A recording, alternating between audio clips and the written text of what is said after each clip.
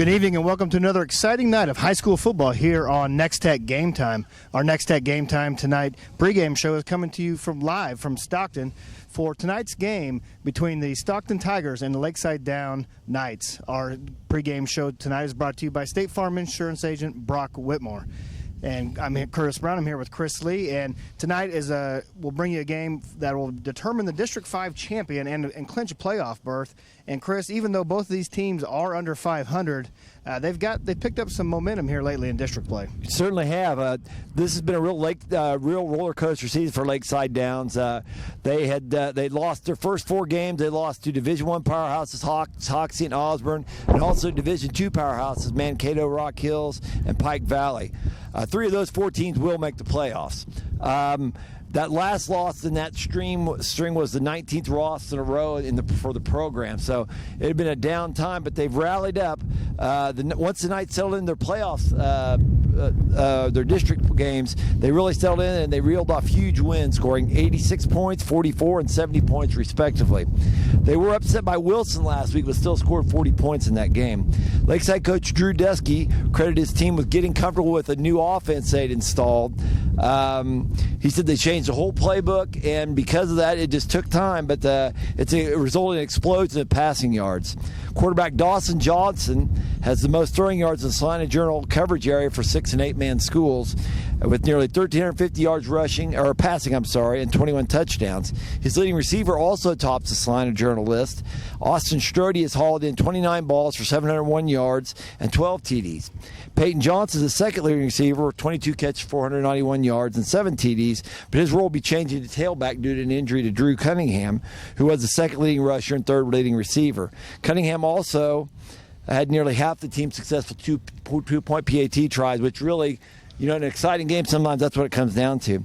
Dawson Johnson not only throws a nice ball, but he also leads the team in rushing at 480 yards and 8 TDs. Dawson is one of 6 picks to click tonight. K-Prex, Connor Nichols picked him as a pick to click. Dawson Johnson, Peyton Johnson, Strode were the main weapons for the Knights tonight. Who should we look for Stockton tonight, their main weapons? Well, Stockton's really come on lately in district play after a couple of years of some down football. They've kind of got back to their winning ways, and Coach Cognac has mentioned that's kind of generated some buzz around town. The Tigers are 3-5 on the year, but 3-1 in district play, similar to what Lakeside Downs have been going through this year. They've come on as late, and either of these teams, both of these teams, could qualify for the playoffs with a win tonight. With the loss, though, it's up in the air. There's 5 teams. It's a muddle, yeah. It is, and it probably is going to take a little bit of mathematics to figure those out. But a win tonight, and you're in, and that's what Coach Cognac has his Tigers thinking about going into this ball game. On offense, they're averaging 33 points per game. It ranks them 26 in 8-man Division II, and Coach Cognac thinks that they need to be more balanced on offense tonight if they're going to pull out the win. The Tigers do average 186 yards per game in the air, 115 on the ground. Sophomore Brady Boker leads the team on offense. He's gained some momentum late in the season. This Tiger offense is averaging 50 points per game in district play.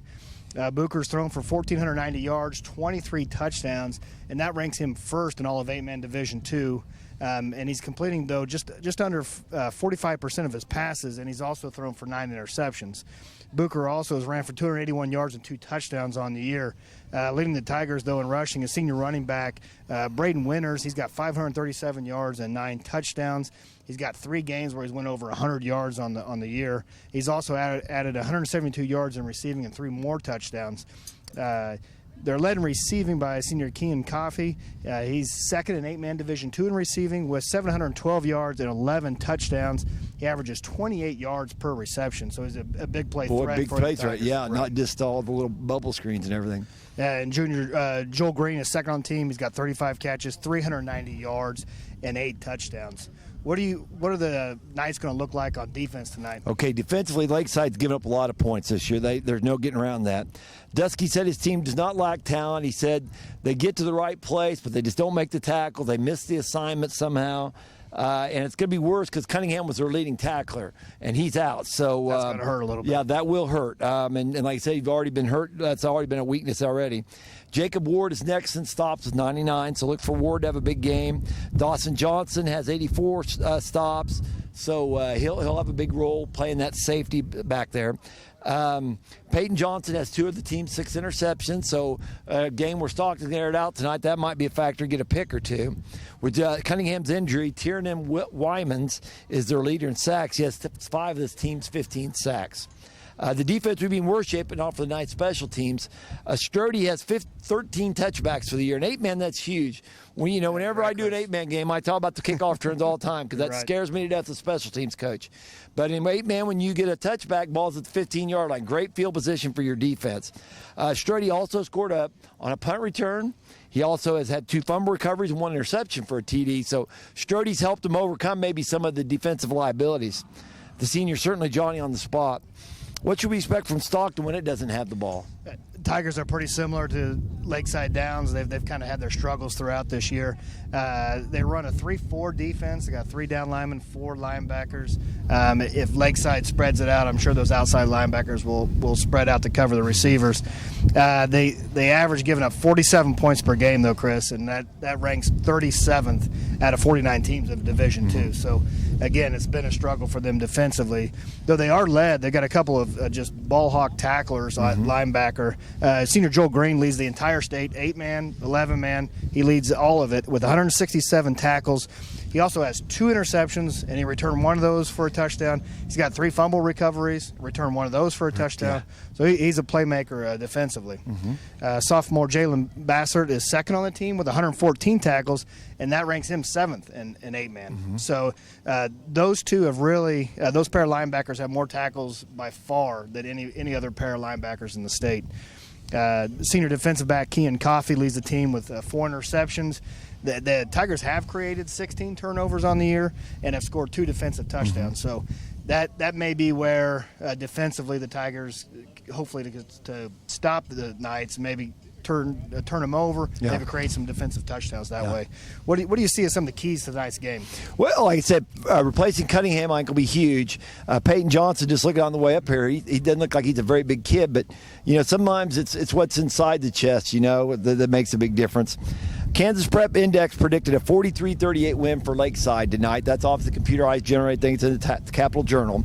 And, I would have probably went along with that as being the outcome. But with, the Cunningham injury now, boy, who knows? They had 4 common opponents before Wilson. And of all 4 of those common opponents, Lakeside had played them much better than Stockton. But then getting to the last 2 weeks, Stockton beat Wilson, and Wilson beat Lakeside Downs. It wasn't even close. It was 54-28, and 66-40. And the week before, Stockton beat Wilson 54-28. So you look at those scores. That's a totally different story. Dusky said he hopes his Chargers learn something by being humbled by that loss. I said that huge losing streak. Then they run off a couple of wins, and then they have that happen. So the winner gets the district crown. Both teams should be really motivated.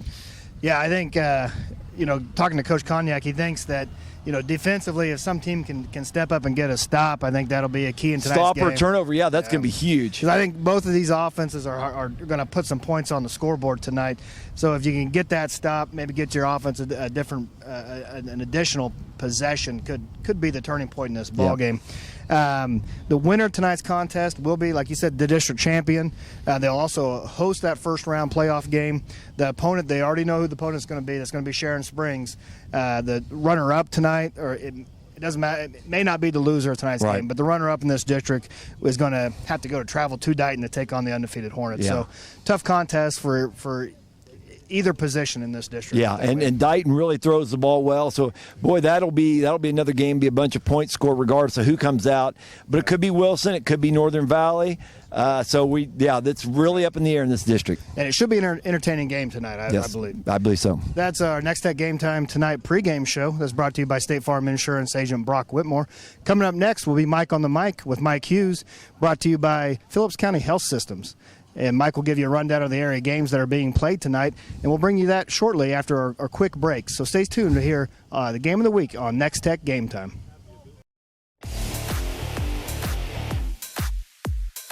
Nex-Tech Game Time is brought to you in part by the chiropractic centers of Phillipsburg and Stockton, Leon's Welding and Fabrication, Norton County Hospital, State Farm Insurance, Agent Brock Whitmore, Bullseye Media Event Center and Venue, Pack Leader Technology, Hammett Land and Auction, Advantage Glass Plus, and Roofmasters Roofing and Sheet Metal, and by Mapes & Miller, LLP, Heritage Insurance Group, The Golden Q, Storage Solutions of Hayes, J-Corp, Hayes Recreation Commission, Rogers & Associates Insurance, and by Progressive Physical Therapy, Tri-Central Office Supply, Flatlander Dirt Works, Nex-Tech Wireless, and Phillips County Health Systems.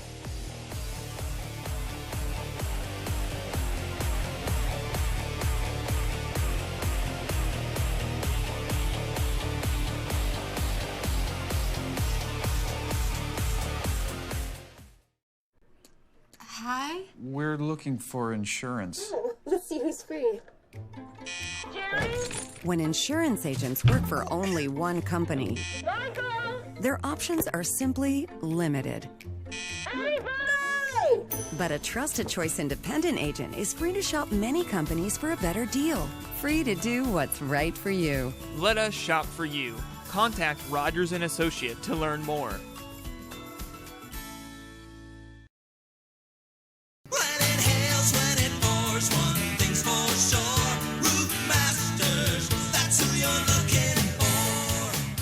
We are your Northwest Kansas premier roofing contractor. We've got you covered before and after the storm. Let us evaluate the condition of your roof and discuss options. We'll often be able to offer efficient, affordable alternatives. Call Roofmasters for a free estimate today.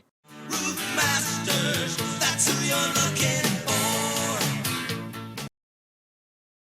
Westlake Inn, Brush Art Corporation, First Christian Church, Thomas & Sons Trucking, and Corner Drug and Gift are proud of the hard work and dedication of all the Lakeside High School students and athletes. They hope this year is the best year ever.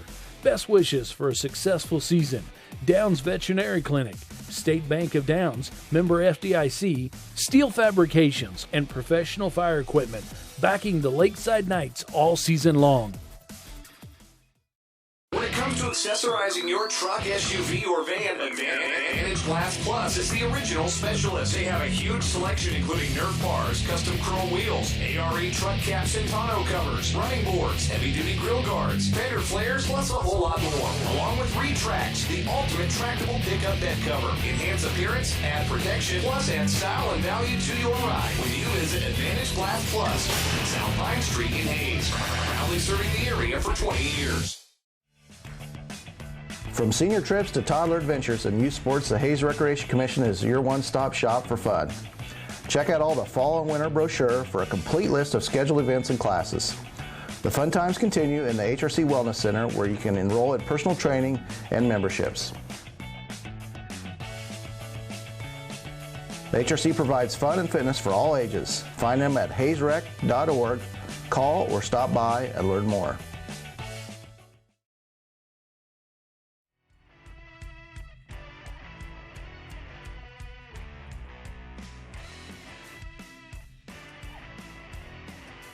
Good evening, everyone, and welcome to this special Thursday night edition of Mike on the Mic, I'm Mike Hughes.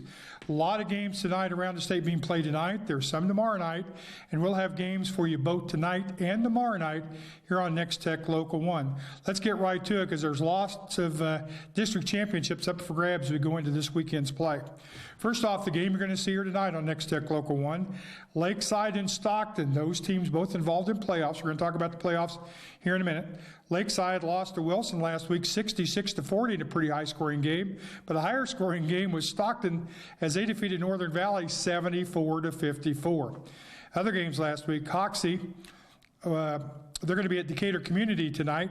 Hoxie last week defeated Hill City 40-18, while Decatur Community had an off night last week. Northern Valley is at Thunder Ridge. Thunder Ridge lost to Silva Lucas 54-6 last week. Northern Valley lost to Stockton, as you mentioned, 74-54. Quinter is open tonight. They lost to St. Francis last week, 57-0. Lakeside at Osborne. Osborne defeated Bennington last week, 68-20, while Lincoln lost to Victoria, 46-0. Solomon is at Victoria tonight. Victoria defeated Lincoln last week, shut him out 46-0, while Solomon defeated Logan Palco 56-34. Norton will be at TMP tonight. Norton lost to Phillipsburg last week, 36-13. A lot of people thought it'd be closer. And TMP defeated Russell 33-14. Logan Palco will be playing Benny tonight. That game will be played at Palco. Logan Palco lost to Solomon last week, as mentioned earlier. Bennington lost to Osborne 68-20. Rawlins County is at Hill City. Rawlins County defeated Trigo 56-6 last week. Hill City lost to Hoxie 40-18. St. Francis will be at Trigo.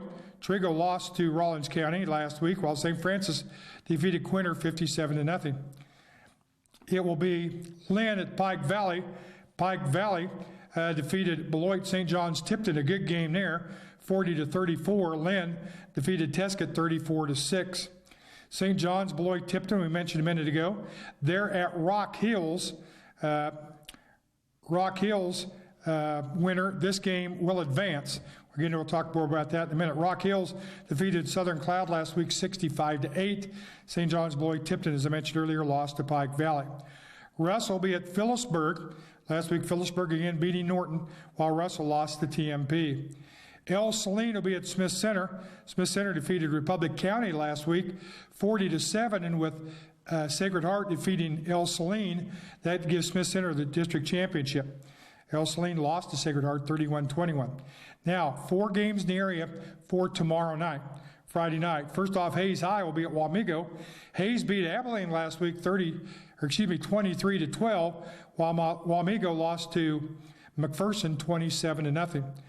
The game tomorrow night, you'll see right here on Nex-Tech Local 1, it is well for the district championship, Plainville and La Crosse. Plainville beat Ellis last week, shut him out 48-0, while La Crosse beat Oakley 48-10. Great Bend 7-1, lost last week, a battle of unbeatens. They lost to Garden City in overtime, 21-14. They're playing Topeka West tonight. Topeka West lost to Washburn Rural 48-14. And in 6-man action, it's going to be Pawnee Heights against Golden Plains. Pawnee Heights defeated Natoma last week to advance. They're already in the playoffs in 6-man, so they're playing Golden Plains, who had a bye last week. Now, we mentioned lost to district news to pass along to you. First off, Great Bend is seated number 2 in the 5A West, 7-1 record. A win tonight, they should advance. Shouldn't have any trouble with Washburn Rural. They're only 1-7 on the season. In 4-8-1 District 8, McPherson is 2-0. Abilene and Hayes, both 1-1. Now, that winner will, one of those teams will go on to the playoffs. The other will call it a season, as has Wamego. They're out at 0-2. 3A District 14, Phillipsburg clinched last week with the win over Norton. They are 2-0. District play. Norton and TMP will battle it out to see who goes on for district runner-up. Russell is out. They are 0-2 going into this week's action. 2A District 6, Smith Center clinched last week, while Republic County Sacred Heart, they're both tied at 1-1. They will play each other tonight to see who finishes the runner-up spot. El Saline out at 0-2. In 2A District 7, the game you'll see tomorrow night here on Nex-Tech Local 1, Plainville La Crosse, they're both 2-0 in district play. The winner will be the district champion, will host the next round, while the other will be runner-up. Will have to travel in first round of post-season play. Ellis and Oakley are both out at 0-2. In 8-man District 1, Osborne is clinched at 4-0, but there are 3 teams that still have a shot at the playoffs. Solomon 3-1, and Logan Palco and Victoria, they're both 2-2. All 3 teams with a chance yet to move on. Already out in that district is Bennington and Lincoln. In 8-man 1 District 8, St. Francis is clinched 5-0 in district play. Rawlins County and Hill City, they're playing for the runner-up spot tonight. The winner of that will advance. Out and not in the playoffs, they'll finish up this weekend. Hoxie, Decatur Community, Trigo, and Quinter. We move on to 8-man 2 District 4. Pike Valley is clinched 4-0 there. And the winner will be the runner-up between Beloit, St. John's, Tipton, and Rock Hills. Both those teams 3-1 in district play. Already out of postseason play, Lynn, Tesket, and Southern Cloud. And in 8-man 2, District 5, Lakeside and Stockton, they're both 3-1. Sylvan Lucas, Northern Valley, Wilson, all 2-2. All 5 teams battling for 2 spots there in that district. Thunder Ridge is out at 0-3. And we already mentioned six-man action. Atoma's been eliminated. Golden Plains will be playing Pawnee Heights. Well, that's going to do it for tonight's special edition of Nex-Tech Local 1. We'll be on tomorrow night as well, get you up to date with all the games played tonight, and we'll get you caught up to date with all the action from tonight's games tomorrow night, so we'll know who's moving on from there. Thanks to our sponsor, Phillips County Health Systems.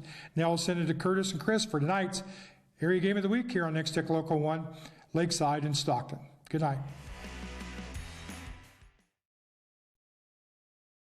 Westlake Inn, Brushard Corporation, First Christian Church, Thomas & Sons Trucking, and Corner Drug and Gift are proud of the hard work and dedication of all the Lakeside High School students and athletes. They hope this year is the best year ever.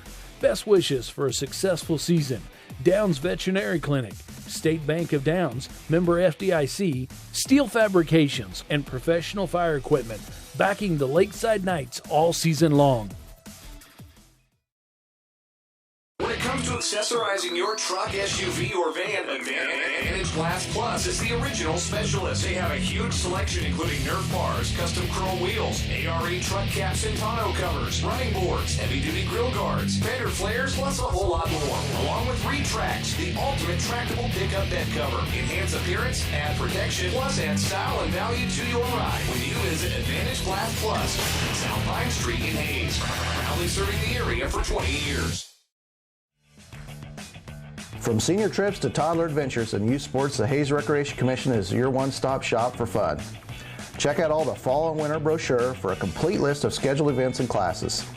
The fun times continue in the HRC Wellness Center, where you can enroll in personal training and memberships. The HRC provides fun and fitness for all ages. Find them at hayesrec.org. Call or stop by and learn more.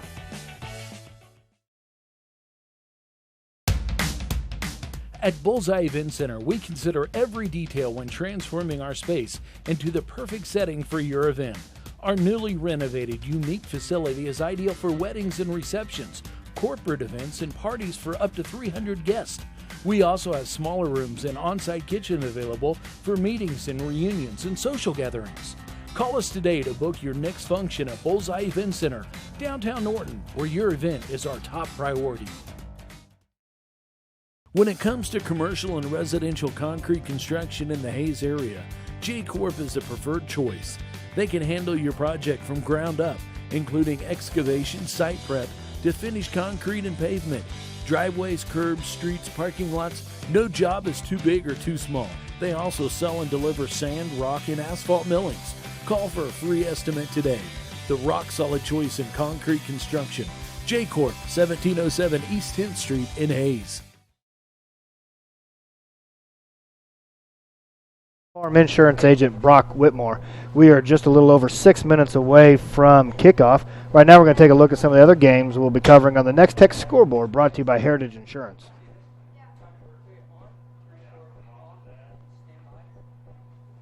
Hey, the first two games are District 14 matches. The first one, TMP versus Norton. That's at TMP. The winner of that one advances. TMP is only 2-6 on the season. But if they can get that win, they still move on to playoffs. Norton's 3-5. Had a little bit of a disappointing season so far, but they can still rewrite their own script. The other one is Phillipsburg, who's already won the district championship. They'll be hosting Russell. The other 11-man matchup we have tonight is a District 6 matchup. They're playing only for pride. Smith Center 6-2. They're already a district champ versus 3-6 El Saline, who's out of the playoff picture. Republic County and Sacred Heart will meet for the runner-up spot in that division. In 8-man, we have 2-5 Decatur County hosting Hoxie. Both those teams are out of the District 8 playoffs. 0-7 Thunder Ridge will play host to 3-5 Northern Valley. Those are District 5 teams finishing their season. Northern Valley still has an outside chance, right. So I guess they're playing for just a little more than pride because they might fall into that muddle in the middle of this district. 8-0 Osborne, they're the District 4 champs. They've already run it. 1-7 Lincoln, they're just finishing their season. Our game here is 3-5 Stockton versus 3-inside Lakeside. The winner of this game will be the District 5 champion. The loser falls into a big puddle that we don't know what's going to happen. 4-4 Victoria hosts 6-2 Solomon.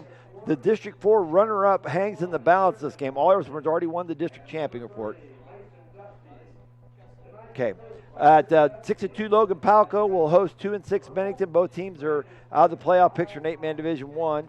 Our next two games are District 8 matchups. Hill City 4-4 hosts 6-1 Atwood. That's for the runner-up spot. 3-5 Trigo hosts 7-0 St. Francis. St. Francis already won the District 8 championship. Pike Valley 7-1 has already won the District 4 D2 championship. They'll place 4-4 Lynn, who's playing for the Pride. 5-3 Gossel is -6 in its district, where three other teams are still alive. So that District 5 is a mess. The Central Plains is already District 5 champion. Little River looks like may win that runner-up spot, but who knows? And 6-2 St. John's Beloit Chipton hosts 7-1 Rock Hills. The runner-up in District 4 will come out of that. Pike Valley's already coached that one. Let's throw it now to our coaches' report, scouting report on Tri-Central Office Supply. 5 right now. You lost to Wilson last week at 66-40. It's a pretty high-scoring game. What's your thoughts about that game, and how'd your team perform? I thought we did okay against Wilson. We lost a Cunningham on a play where he kind of hurt his knee a little bit, and we got down by 2 scores before halftime. But we talked about at half how we wanted to regroup and come back out and kind of regain momentum after halftime, and I think we did that really well. We got a couple quick scores. One was a defensive touchdown, and we tied the game back up 40-40. And we actually held Wilson scoreless in the third quarter, so I thought we did really well there. And then they kind of counteracted that again in the fourth quarter and held us scoreless and got a couple more touchdowns. But I thought all in all, I thought we came out the second half and showed some poise and played really well. Awesome. Good answer. All right. You going in the last, how's the injury status? Well, we just got one injured now. Drew's got a hurt knee. He won't be playing Thursday. But other than that, it leaves us with 11, I think, healthy. So awesome. Other than Drew hurt, everybody's healthy. So so far, that's okay. Short on players, but healthy. All right, you got Stockton Thursday. You go on, you lose, you go home. Stockton's kind of like us. They want to spread it out. They like to pass a lot. They like to run a lot of.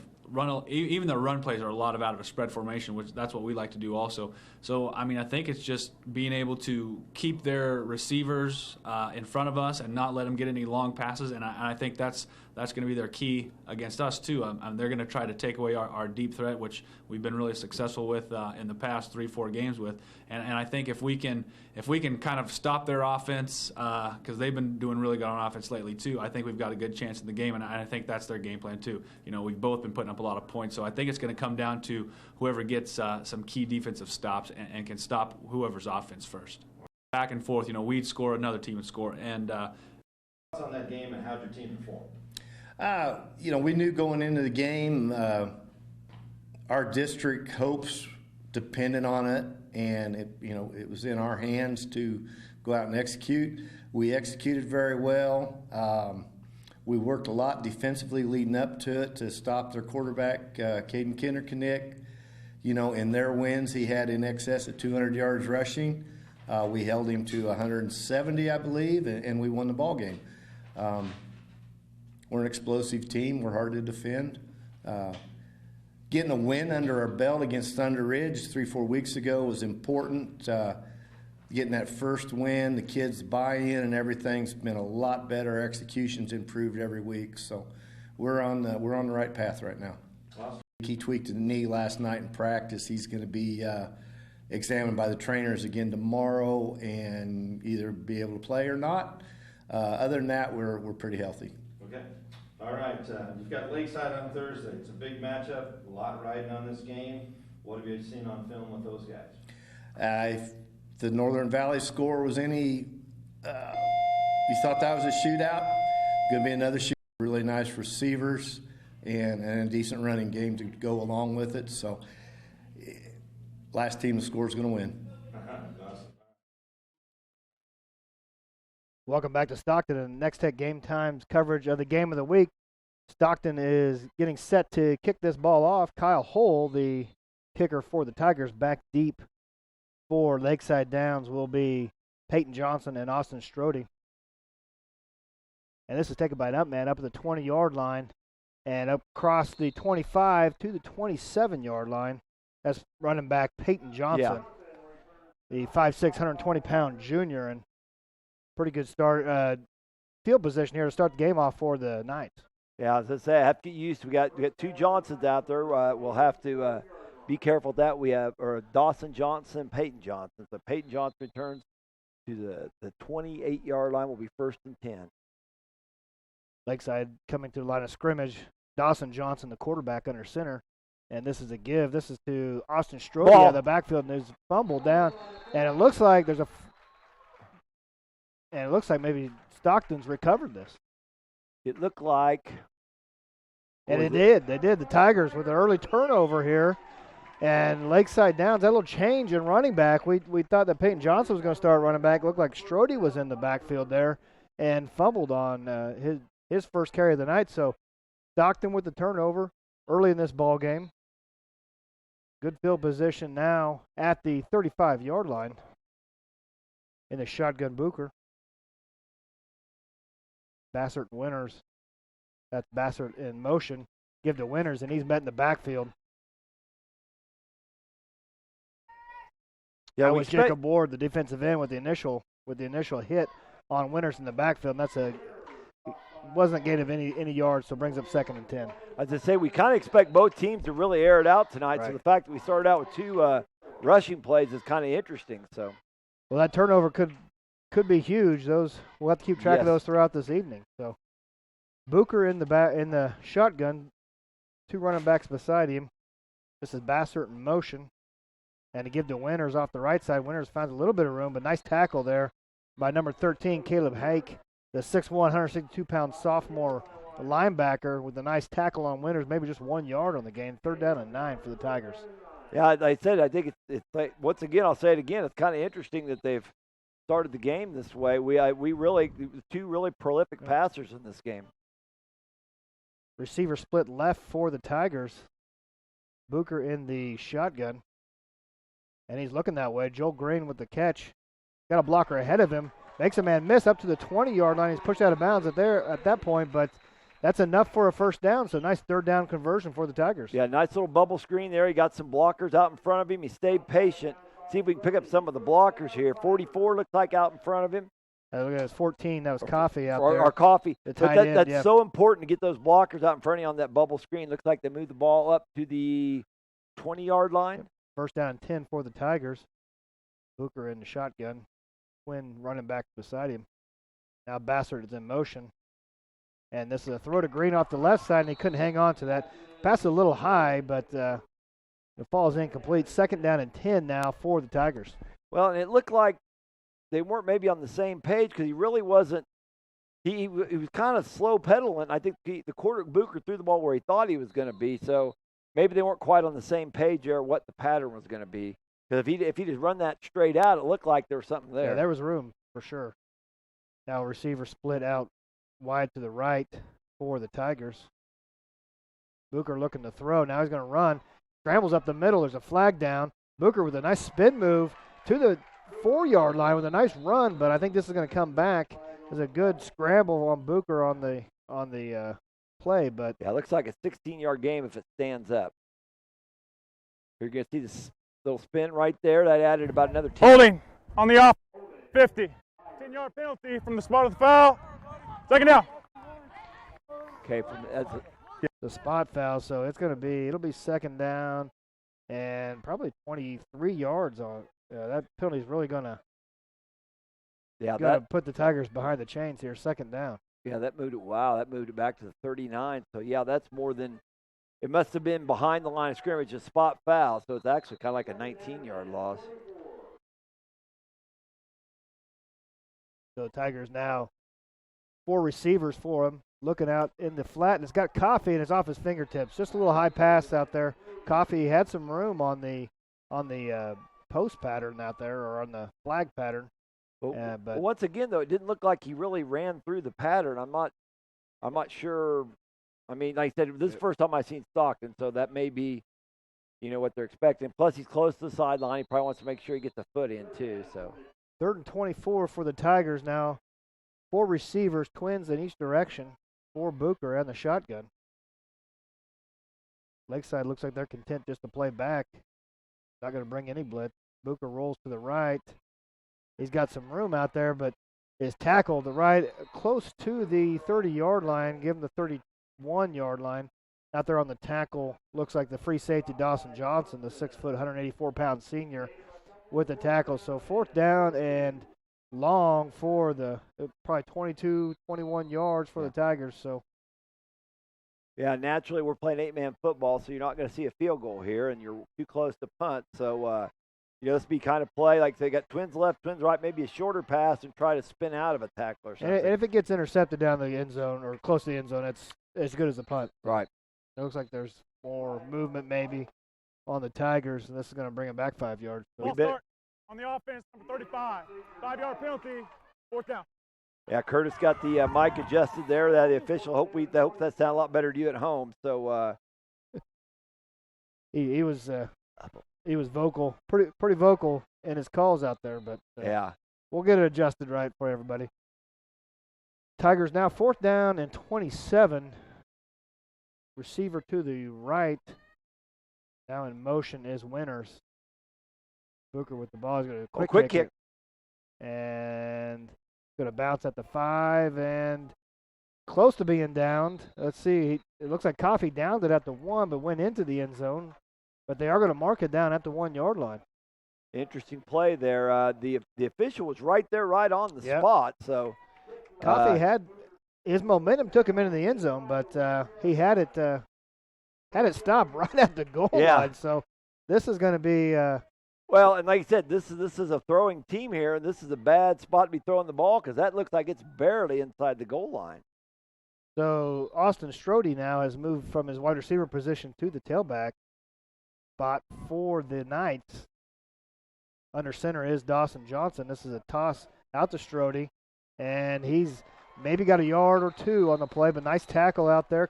Kean Coffee, the outside linebacker, the 6'5", 180-pound senior, reads this toss pretty well. Yeah, sure did. Fights off a block. Yeah, a nice block there by got my thing wrong Peyton here.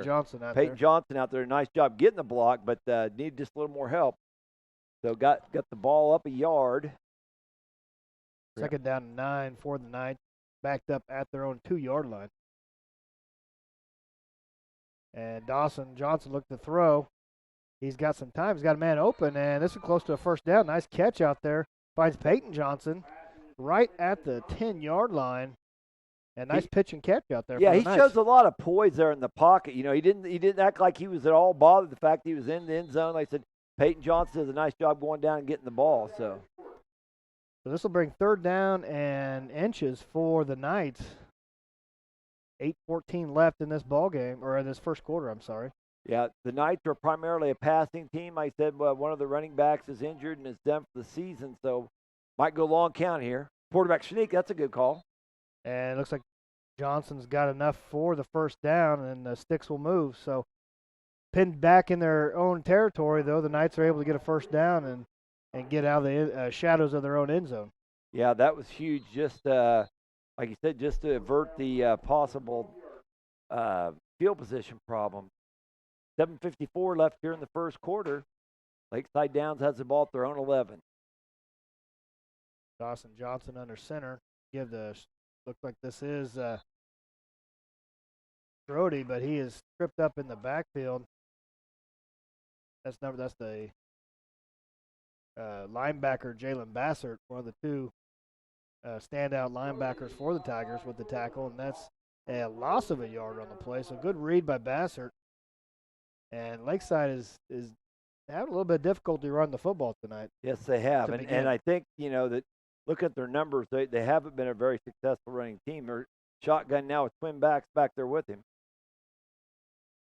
And Johnson looking to throw here, and he's under pressure and is going to be taken down. That's a sack in the backfield. That is Trey Kuhlman was one of them there, number 12. The defensive end, the 6'2", 195-pound junior. They brought some blitz off the outside, and that was Kean Coffee as well. Flushed the quarterback up. So 3rd down, and we've looked like this is 16. 3rd down and 20, for the Knights, and they're pinned back deep in their own territory. Dawson Johnson looking to throw, and it's incomplete off the hands of number 14, the fullback Jacob Ward. This will bring up 4th down. So we talked in the pregame, Chris, a lot of offense we talked about. Yeah. Both teams we thought, or we didn't think they were struggling on the year, but we've seen one cause a turnover, a couple stops. So both defenses stepping up tonight, and that's what these teams needed to stay in this ballgame. Yes, definitely. There's a punt by Strode, a nice high punt. Back deep is Winters, and he's off to the left-hand side. He's got a little bit of room off here. Winters up to the 20, knocked out at the 15-yard line. So good return there for the Tigers. That's Braden Winters on the return, and that was a nice return for Stockton. Yeah, he starts it out right, and sometimes what that does, it kind of helps set your blocking a little bit, and then he peels it back to the left. Ballot forced out of bounds there. There's Jacob Ward on the tackle for the Knights. And the Tigers are set up, good field position. This first quarter has been played on this end of the field. Booker in the shotgun. Again, they got motion. And it's a give to Winters, and he's up almost to the 11-yard line, not quite the 10-yard line. So 4-yard gain on the play for Winters on first down, brings up 2nd down and 6 now for the Tigers. And 4-yard gain for it. It's kind of like an ISO. That got motion man kind of led up on the linebacker there. So receiver split out left. They're motioning that way, and they give to Winters. He's off the left-hand side. He's got some room. Cuts back up for the touchdown. The Tigers are on the board. Braylon Winters with a 11-yard touchdown run, and that's our first score of the ballgame. Same play going to the left side now. Yep. Watch 26 is going to lead up. He's going to lead up, he didn't actually get there. He didn't have to get there. They did such a good job of moving the pile. Just the linemen did a great job by Kyle Hull, Cody Oldie to make the pile and just push the Knights back. So 2-point conversion try for the Tigers now. In the shotgun set is Booker. They've got a tight end and a receiver to the left-hand side. Now they motion that way. And it's a fake, and Booker takes it in for the 2-point conversion. So a nice counterplay to what they just ran. They faked off the run with the running back, and quarterback snuck into the end zone for the 2-point conversion. So 5:43 left in this first quarter. Our score: Stockton 8, Lakeside 0. Let's pitch it out there. Break. You're watching Nex-Tech Game Time. Leon's Welding and Fabrication has been serving Western Kansas for over 25 years with custom fabrication of metal projects, including trailers, flatbeds, steel and aluminum fencing, ornamental gates and handrails, and metal art creations. Leon's also offers sandblasting and coating services and a powder coating division with over 6,400 colors to choose from. For your next project, visit Leon's Welding and Fabrication, East Highway 40 in Hayes. Welcome back to Stockton in the game of the week between the Lakeside Downs Knights and the Stockton Tigers. Tigers are set to kick this ball off for the second time tonight after a 11-yard touchdown run by Winters. Yeah, Lakeside had good field position for exactly one play. They fumbled on their first play from scrimmage, and since then it seems like they've been pinned in deep. They played it all deep within the Lakeside Downs territory. Hull only averages 29 yards per kickoff, so the Knights could get that's a squib kick, and picked up by the Knights on the right side and up close to the 30-yard line. That is number 14. That's Jacob Ward on the recovery. So, again, the Lakeside Knights, at least this time, their possession's not back at their goal line. They got a little bit more room to work with. Yeah, but in 8-man football, it's so hard to cover kickoffs. That's not a bad strategy. Ward, more of a big burly fullback type.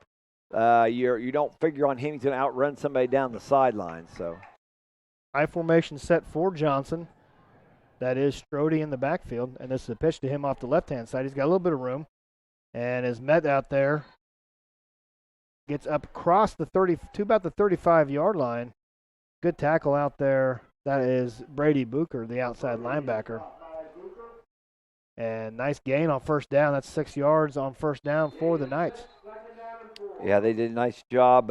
Someone got out there, helped seal the perimeter for him. It looked more, I wrote sweep, but it was more maybe just a pitch and a sweep. But I'm not sure he had a ton of blockers out there, but he had some people out there running some interference to help him out.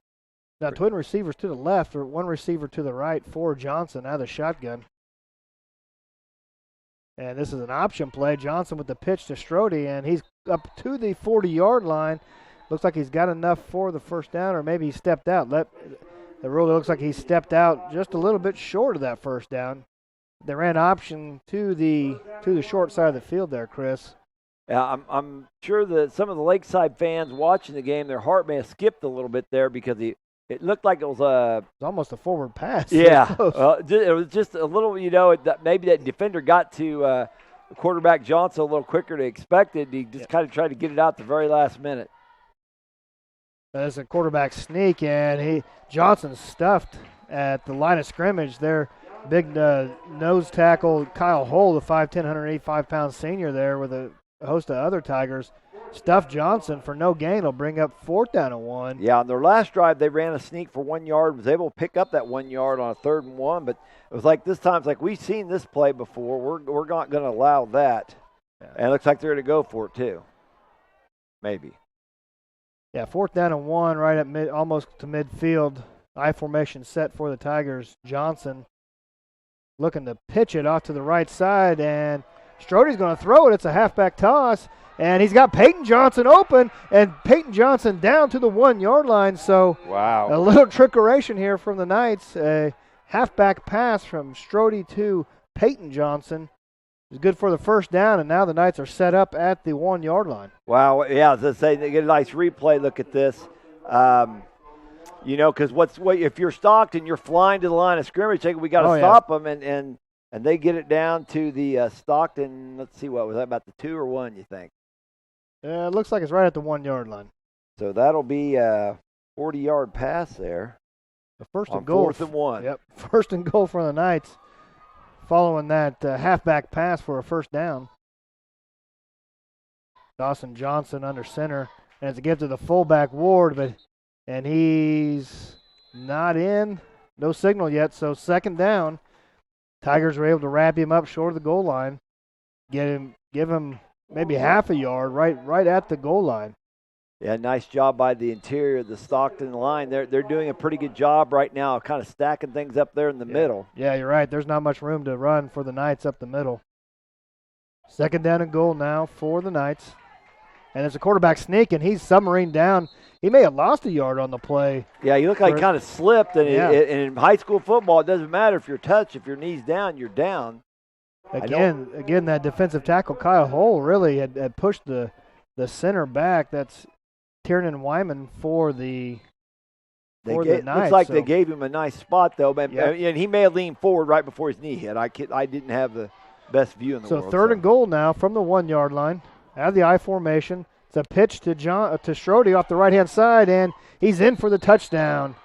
Kean Coffey with an attempted tackle out there, but Strode, he's 6'3", was able to reach that ball across the goal line. Let's watch this. They're clearly stacking up the middle. They're shooting all those gaps, and that meant there's one less guy to the outside when you're shooting those inside gaps. Strode does a nice job of powering through that tackle attempt for the 1 yard score. And with 3:22 left in the game, 8-6 Stockton, but the Knights have a chance to tie it right here. 2-point conversion attempt for the Knights. They're at a shotgun set for Dawson Johnson, and he's looking to throw this one. Looked like try to set up a slip screen out there, but when he had his man open in the back end zone. The Tigers were able to read that screen pretty well and look for Caleb Hake in the back of the end zone. Hake unable to get a hold of that ball, so 2-point conversion failed. Our score here now, 3:22 left. Stockton 8, Lakeside 6. Is your business prepared for a disaster? Protect your valuable data from natural disasters and the most likely form of loss, humans. Accidental deletions, crypto locker ransomware, viruses, and hacking are all very real threats. Nex-Tech Backup will keep your business protected with worry-free technology. Nex-Tech backs up, protects, and allows you to instantly restore accounts and data so your business can return to normal. Protect your business now with Nex-Tech and receive free storage. Certain restrictions apply. Call Nex-Tech at 800-588-6649 today. Hey, we're back here at Stockton where the score is 8-6. The Tigers lead. The Lakeside Knights just scored on a 7-play, 50-yard drive. The big play was a halfback pass from Strode to Peyton Johnson on a 4th and 1 at about the midfield stripe. So that was a pretty big gamble for the Knights, yes. but it did pay off, and they were able to answer Stockton's touchdown with the touchdown of their own. We're getting an exciting 8-man football game here tonight. Beautiful night for football at the end of October. Boy, it could be sleeting and nasty, but it's beautiful here. We're all in shirt sleeves. Austin Strode set to kick off for the Knights. Averages 40 yards per kickoff, and this one, though, is angling out of bounds. It stays in bounds. It's like a golf shot, and Coffey picks the ball up. He's got some room off the left-hand side. One man to miss, and Coffey slips that tackle. He could go all the way, and he's going to score. Ken Coffey with a touchdown return off the opening kickoff. And, Chris, that ball just stuck in the grass. Yeah, like you said, it was a wedge is what it looked like. It looked like a loft wedge over there or something. And look, I think Lakeside just kind of stopped. Ken Coffey was Johnny on the spot. First of all, he needed to get possession of the ball because we've seen that this year. Goofy things happen on the sidelines when kids don't pick up the ball. But then to have the wherewithal to say, let's just take it to the house. There's no point. We don't need to just possess it. I'm going to give him 60 yards on the ankles, about the 20, wasn't there? That was right. About a 60-yard touchdown return for Ken Coffey. And the Tigers now with a 2-point conversion. Booker off the right-hand side, can't find anything, tries to switch his field, and he did reach the ball across, but they're going to say his knee was down, so no 2-point conversion on the play. Our score, though, now is Stockton 14 and Lakeside 6. And there's a little bit of the explosiveness that we talked about, Chris. Yeah. Just not on offense, on special teams. Well, and both teams have had a little bit of success on special teams. The Knights, Strode's had 13 touchbacks. Now, tonight, it looks like the wind will be a little bit of his back. I'm kind of surprised that he didn't try to kick it into the end zone because once it crosses the goal line, you can't run it out. Right. This isn't like the NFL where you can run it out from the back of the end zone. When it crosses the goal line, regardless if you catch it or don't catch it, doesn't matter. It's a touchback. Right. So, you that might have been a strategy that backfired. And that little loft he had was a nice-looking kick, really. Yeah. But it might have been a little more effective into the wind, too. So the Tigers are set to kick this ball off. Kyle Hull teeing the ball up for the Tigers. Back deep for Lakeside will be Austin Strode, and it looks like Peyton Johnson as well.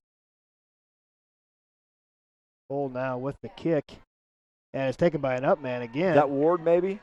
He's got some room up close to the 35-yard line. Yeah, this is Jacob Ward again. And Ward is bringing the ball back to about the 34-yard line for the Knights. It's going to set them up again in some decent field position. Yes, that is. We thought this might be a high-scoring game. It kind of stammered out of the chute, but now it's starting to pick up. Right. Lakeside now 1st and 10 from the 34-yard line. They are going to have 3 receivers, split receivers to the left, 1 receiver to the right. Dawson Johnson in the shotgun for the Knights.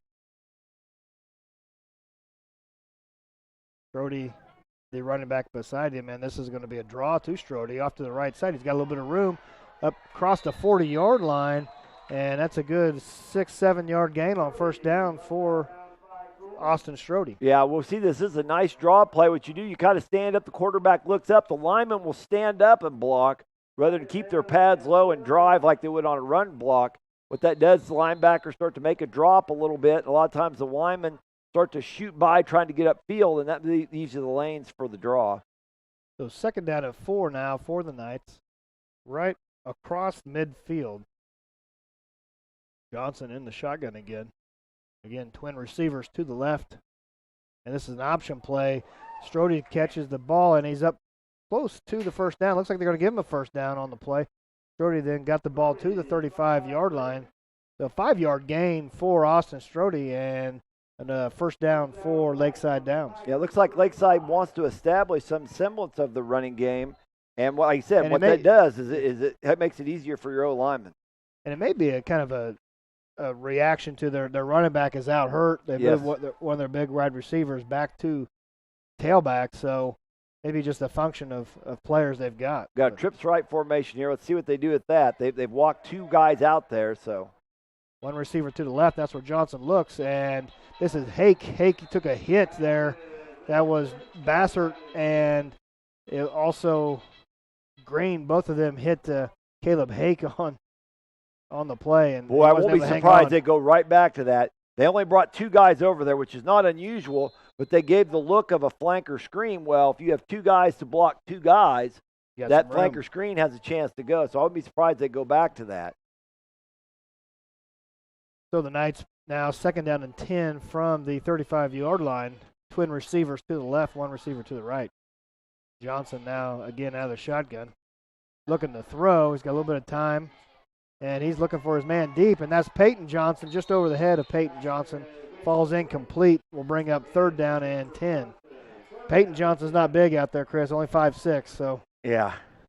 But Peyton Johnson has had some success catching the ball. He's like their 3rd or 2nd leading receiver. So. And he got that big halfback pass earlier, so he's capable, but the catch radius is a little bit smaller for him. 3rd down and 10 for the Knights. Again, in their 3-receiver set. Johnson, the shotgun. Strode, the running back beside him. And Johnson looking to throw. And it is to Strode, but it's in front of him. And they kind of got tangled up in the backfield there, Chris, and kind of threw the timing off. Yeah. Yeah, I think so. But once again, Strode looked like he was running through that ball, so maybe it wasn't. But, it was a screen, and he brought the defenders up with him. Strode would have had some room to do something with it if they could have completed that pass. They're 3rd and 10, so they may not got 10, but 4th and 10 is a tough down and distance situation. The 4th and 10 for the Knights. Now they flip the receivers. They got twin receivers to the right side. Just 1 single receiver to the left. Strode in the backfield, the lone setback behind Johnson out of the shotgun. Johnson looking to throw. And he's going deep for Peyton Johnson. And off the hands of Peyton Johnson and falls incomplete. And that'll be a turnover on downs. A good throw there by Dawson Johnson. He had Peyton Johnson out there open. Just couldn't hang on. I like Dawson Johnson's poise in the pocket. He doesn't get rattled. He's even when he was in the end zone, he's very comfortable in the pocket, looking around. He has a nice knack for that. And that's a pass that, it was at least a 50-50 ball. You'd sure like to have that shot again. Stockton ball, 2:14 left. They're ahead 14-6. Now the Tigers set up. Shotgun set, twin backs behind or beside Booker. And now he's going to send one in motion again to that left side. And there looks like a little bit of motion before the snap. That'll bring the ball start on the offense, number 35. 5-yard penalty, 1st down. And that'll push the Tigers back 5 yards, and it'll be 1st and 15. And that's the 2nd time we've seen that tonight, Chris. So. Yeah, I was looking down. I was writing some notes about, so I didn't see exactly what happened. But boy, those pre-snap penalties like that just drive you nuts. Twin receivers to the right for the Tigers and to the left. Booker set the throw. He finds his man. He's got Coffee across the middle, and Coffee up past the 40-yard line to the 39-yard line. We'll get them back on track here. 2nd down and 4. Yeah, nice gainer there. I think Booker stands in the pocket, stands tall, gets a nice lane to throw that ball, delivers it to Coffee, pretty much puts it right on his numbers. That's what you want to see. So, Coffee able to take that hit and still hang on to the ball. So 2nd down and 5 now for the Tigers. Motion to the left side, and this is a handoff to Winters to the left side, and he's met after just a short gain. There was Caleb Hake out there on the tackle for the Knights. Give him 3 yards on the gain, so it'll be 3rd down and 2 now for Tigers. They're staying right up there, maybe get a little tempo here. What that does, sometimes it makes it a little harder for the defense to adjust. Also, condition by fact, you point out for the game, Curtis, they only have 11 players. So. Yeah, Lakeside's got a little short on numbers. And that's close to another penalty.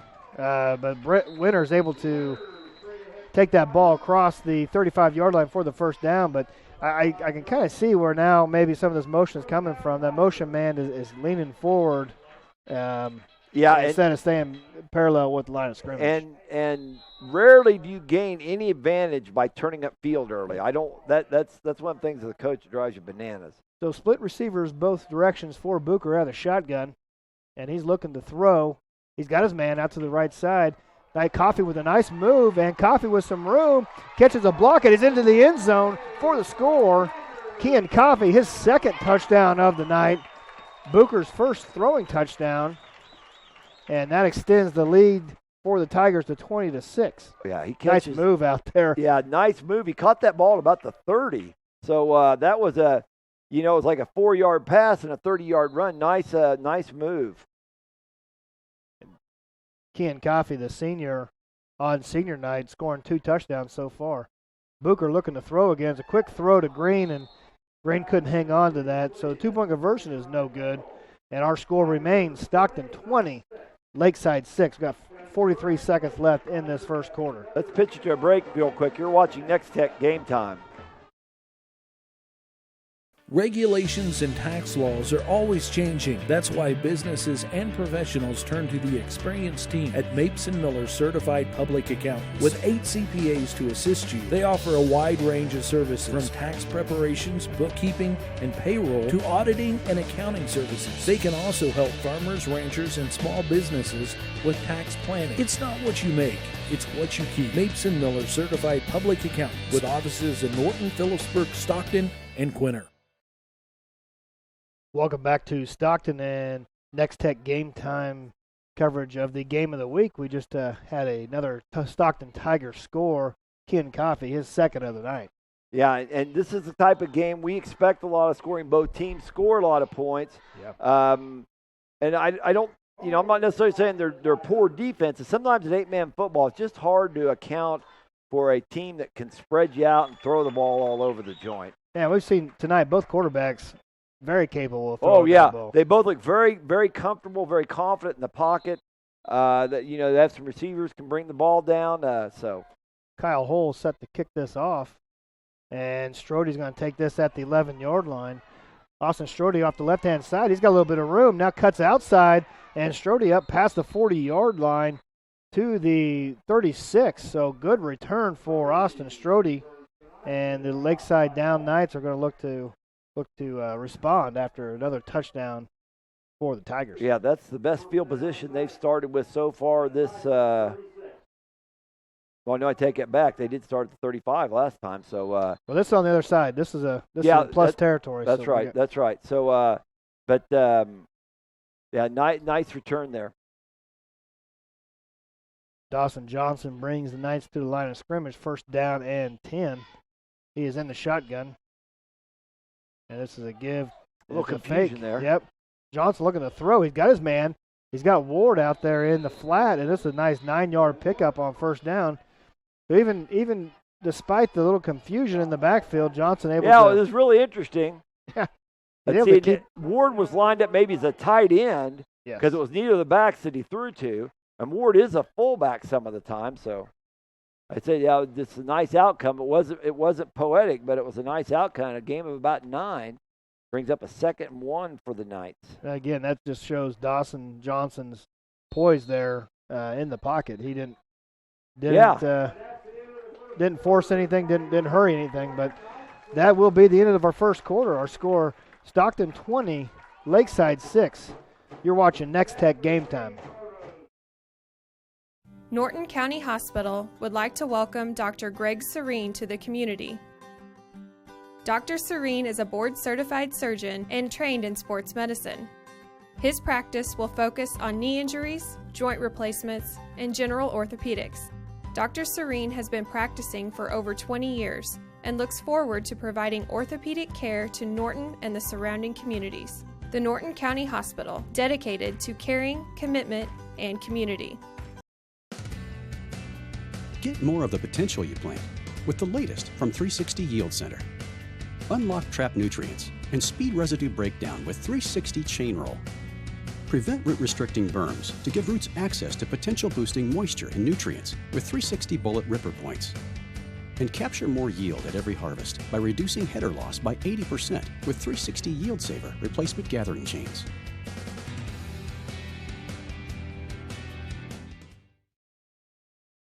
Welcome back to Stockton. We've got Lakeside with a 2nd down and 1 from the 26-yard line. And it's a bad snap. Dawson Johnson unable to do anything with it. He's wrapped up in the backfield. Looks like that is Gage Cognac on the tackle, the other defensive end for the Tigers with the sack, and that'll push the Knights back to 3rd down and 9. Yeah, and there's been a couple of low snaps, and that snapping game is a lot harder than people think it is. So, but yeah, I give that that's going to be a loss of 8. You're right. So that is going to bring up about a 3rd and 9. But and it's especially if that nose guard is giving your center fits, he won't get his hands all the way through. You're right. The 3rd and 9 for the Knights. The shotgun, Dawson Johnson looking to throw. He's got a little bit of time. Now he rolls to the right. Pump fakes, and he's going to take it out of bounds and pick up just a couple, though. He's going to be well short of the 1st down. Looks like there may be a 3-yard gain, maybe 2-yard gain. But not enough for the 1st down. Bring up 4th down and 7 for Lakeside. Yeah, and like you said, they were looking at a 2nd and 1 there, and now they're looking at a 4th and 7 even after gaining a couple yards, so that was unfortunate. Got someone over on the sidelines. Looks like he's in a little bit of distress. I can't tell exactly. Yeah, that's quarterback Dawson Johnson. He kind of may have fell on one of the yard markers out there, and it looks like they got a little problem. We need some assistance. Anybody that could weld one of those together, they might want to go to the far sideline. They're going to need a replacement yard marker, and that's probably a good reason why Dawson Johnson was injured. But while they're trying to figure this out, we'll throw it to a break. You're watching Nex-Tech Game Time. Progressive Physical Therapy Center has been an integral part of the Hayes community since 2007. Tim Marcus, physical therapist, has led the Hayes physical therapy team ever since the business opened. The Progressive staff offers expert care in a friendly environment. You no longer need a physician's referral when seeking services provided by a physical therapist. Call Progressive Physical Therapy. Their licensed therapists provide personalized patient care and treatments. Progressive Physical Therapy, 2209 Canterbury in Hayes. Farmers National Bank, member FDIC, Stockton Dental Center, Steel Fabrication, Stockton Pharmacy, and Solomon Valley Manor are proud of the hard work and dedication of all the Stockton High School students and athletes.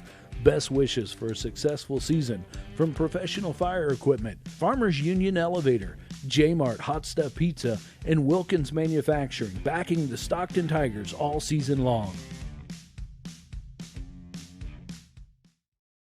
I'm Dr. Dustin Cheney with the Chiropractic Centers of Phillipsburg and Stockton. Since 2003, it has been my mission to make sure chiropractic care is available in our communities. Thank you for letting my family take care of your family. The chiropractic centers are a safe, natural, and holistic choice. From infants to seniors, their doctors and staff provide comprehensive and personalized care. Remember, pain is not normal. Chiropractic is the natural choice. See their ad in the Nex-Tech directory.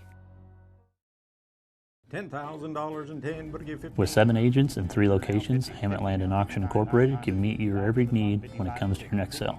Visit them at hammettauction.com and you'll find all their upcoming sales, including farms, ranches, as well as farm equipment and even real estate listings, both residential and commercial. They've been serving Western Kansas since 1983, and with offices in Stockton, Russell, and Hayes, they're always nearby to assist you. Hammett Land and Auction Incorporated. Contact them today. $25 would get $21,000. 4-0. Wow. Well, Victoria still can get in. Hey, we're back here at Stockton where we had a little problem with the sideline marker. We think that Dawson Johnson's okay. He was the person that fell on it. Probably had some nice engineering to get that fixed because it was kind of busted up. Yeah. Hey, real quickly, got a score here. Victoria's ahead of Solomon, 24-0. You can't say that's an upset because Victoria's has what is a 14-season streak of making the playoffs, and that's in definite danger tonight. But if they beat Solomon, they're in. Yeah, I think they've got it. there's a couple scenarios. They got to beat Solomon. They got to hope Logan Palco wins. And okay. I think that's what I read, where they got to have Logan Palco win. There'll be a 3-way tie, and by points they're going to come out ahead. Curtis has an advantage on me on these things because he is a lawyer. See, and this is kind of almost legalese, So I couldn't even figure. I needed a college professor to figure out this district on. Now this district, this would require your a very high level here. We're still lining things up here on the sidelines. We're not quite sure exactly what's going on, but I think they got a replacement in there. The other one's in 3 pieces off the sideline. They can't use that tonight. And you got to have yard markers. I mean, it's just and you want the fans to be able to see. You want the guys up there trying to do TV to be able to see the yard markers. I look out the yard markers with some frequency. The guys doing the scoreboard, they sure like to be able to see them too. Most scoreboard guy tonight's doing a good job too. They keep that down in distance up there. So 4th and 6 now for the Knights. We're back in action. Austin Strode off to the left-hand side. The lone receiver, Dawson Johnson in the shotgun. Johnson looking to throw. He's got Strode out there. A nice hit out there that is Booker. Brady Booker with a hit on Austin Strode. Strode couldn't hang on that ball. It'll be another turnover on downs for Lakeside. Nice play there. That looks like if it's not a first down, it's going to be really close. But Booker dislodged it. He said nothing's doing here with 11:02. It's 20-6. The hometown Stockton Tigers leading here. Turnover on down. And Stockton's really played some good defense. That's the second 4 and out, I think, for Lakeside. Yeah. Maybe second straight 4 and out. Now Stockton, 1st and 10 at the 33-yard line. And Booker looking to throw. He's got a man open, just overthrows him. Coffey had a step out there on Strode, but Booker unable to deliver the ball to him will bring up 2nd down and 10. That's a nice play, even though it's an incomplete pass. What that does, that stretches a secondary out. Right. That keeps them from jumping up on all your little short passes over the middle. That gives you a little more room to do that. And Coffey looks like he's going to take a blow here real quick, but those type of plays, and you don't want him to underthrow it because then it might be a pick. Right. Yeah. Kind of take the top off that defense, push them back a little bit. So 2nd down and 10 for the Tigers. They're all set right, by the way. And they're going to run right. Winters with some room, and he's got a 1st down up across the 35 to the 33-yard line. And they motioned that way, Chris, just like you said. They were offset right and motion right, and Winters just followed his blockers off the right-hand side for the 1st down. And then it looks like they're trying to do a little tempo here again. They move the ball up to the 33-yard line of Lakeside, so that's 14 yards. Checking their wristbands for the play. Shotgun set for Booker. Now they get motion again to the right. And this is a fake. And Joel Green with the catch out to the 30-yard line. He's got some room.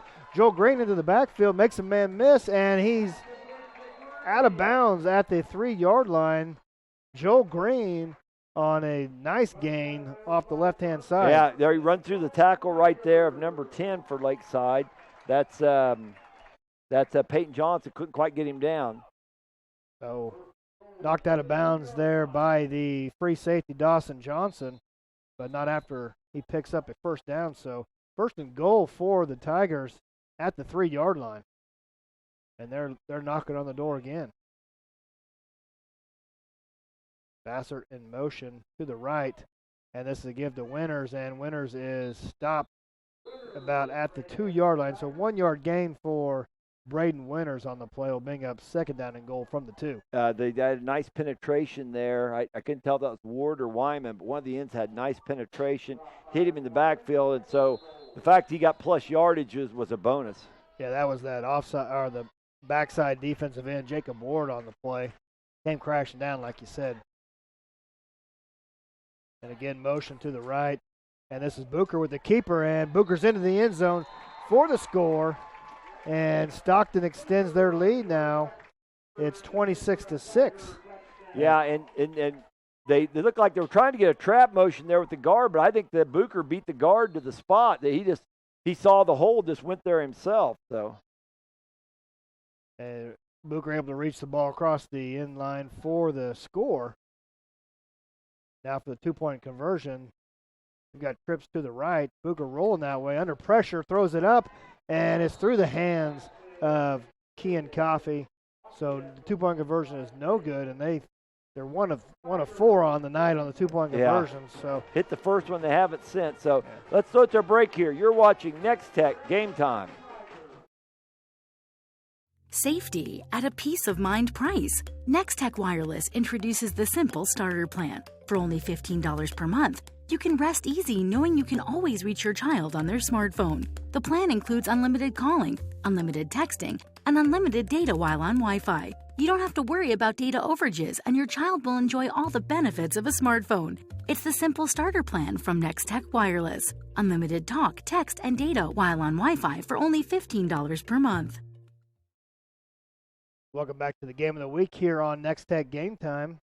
Just had a score from the Tigers.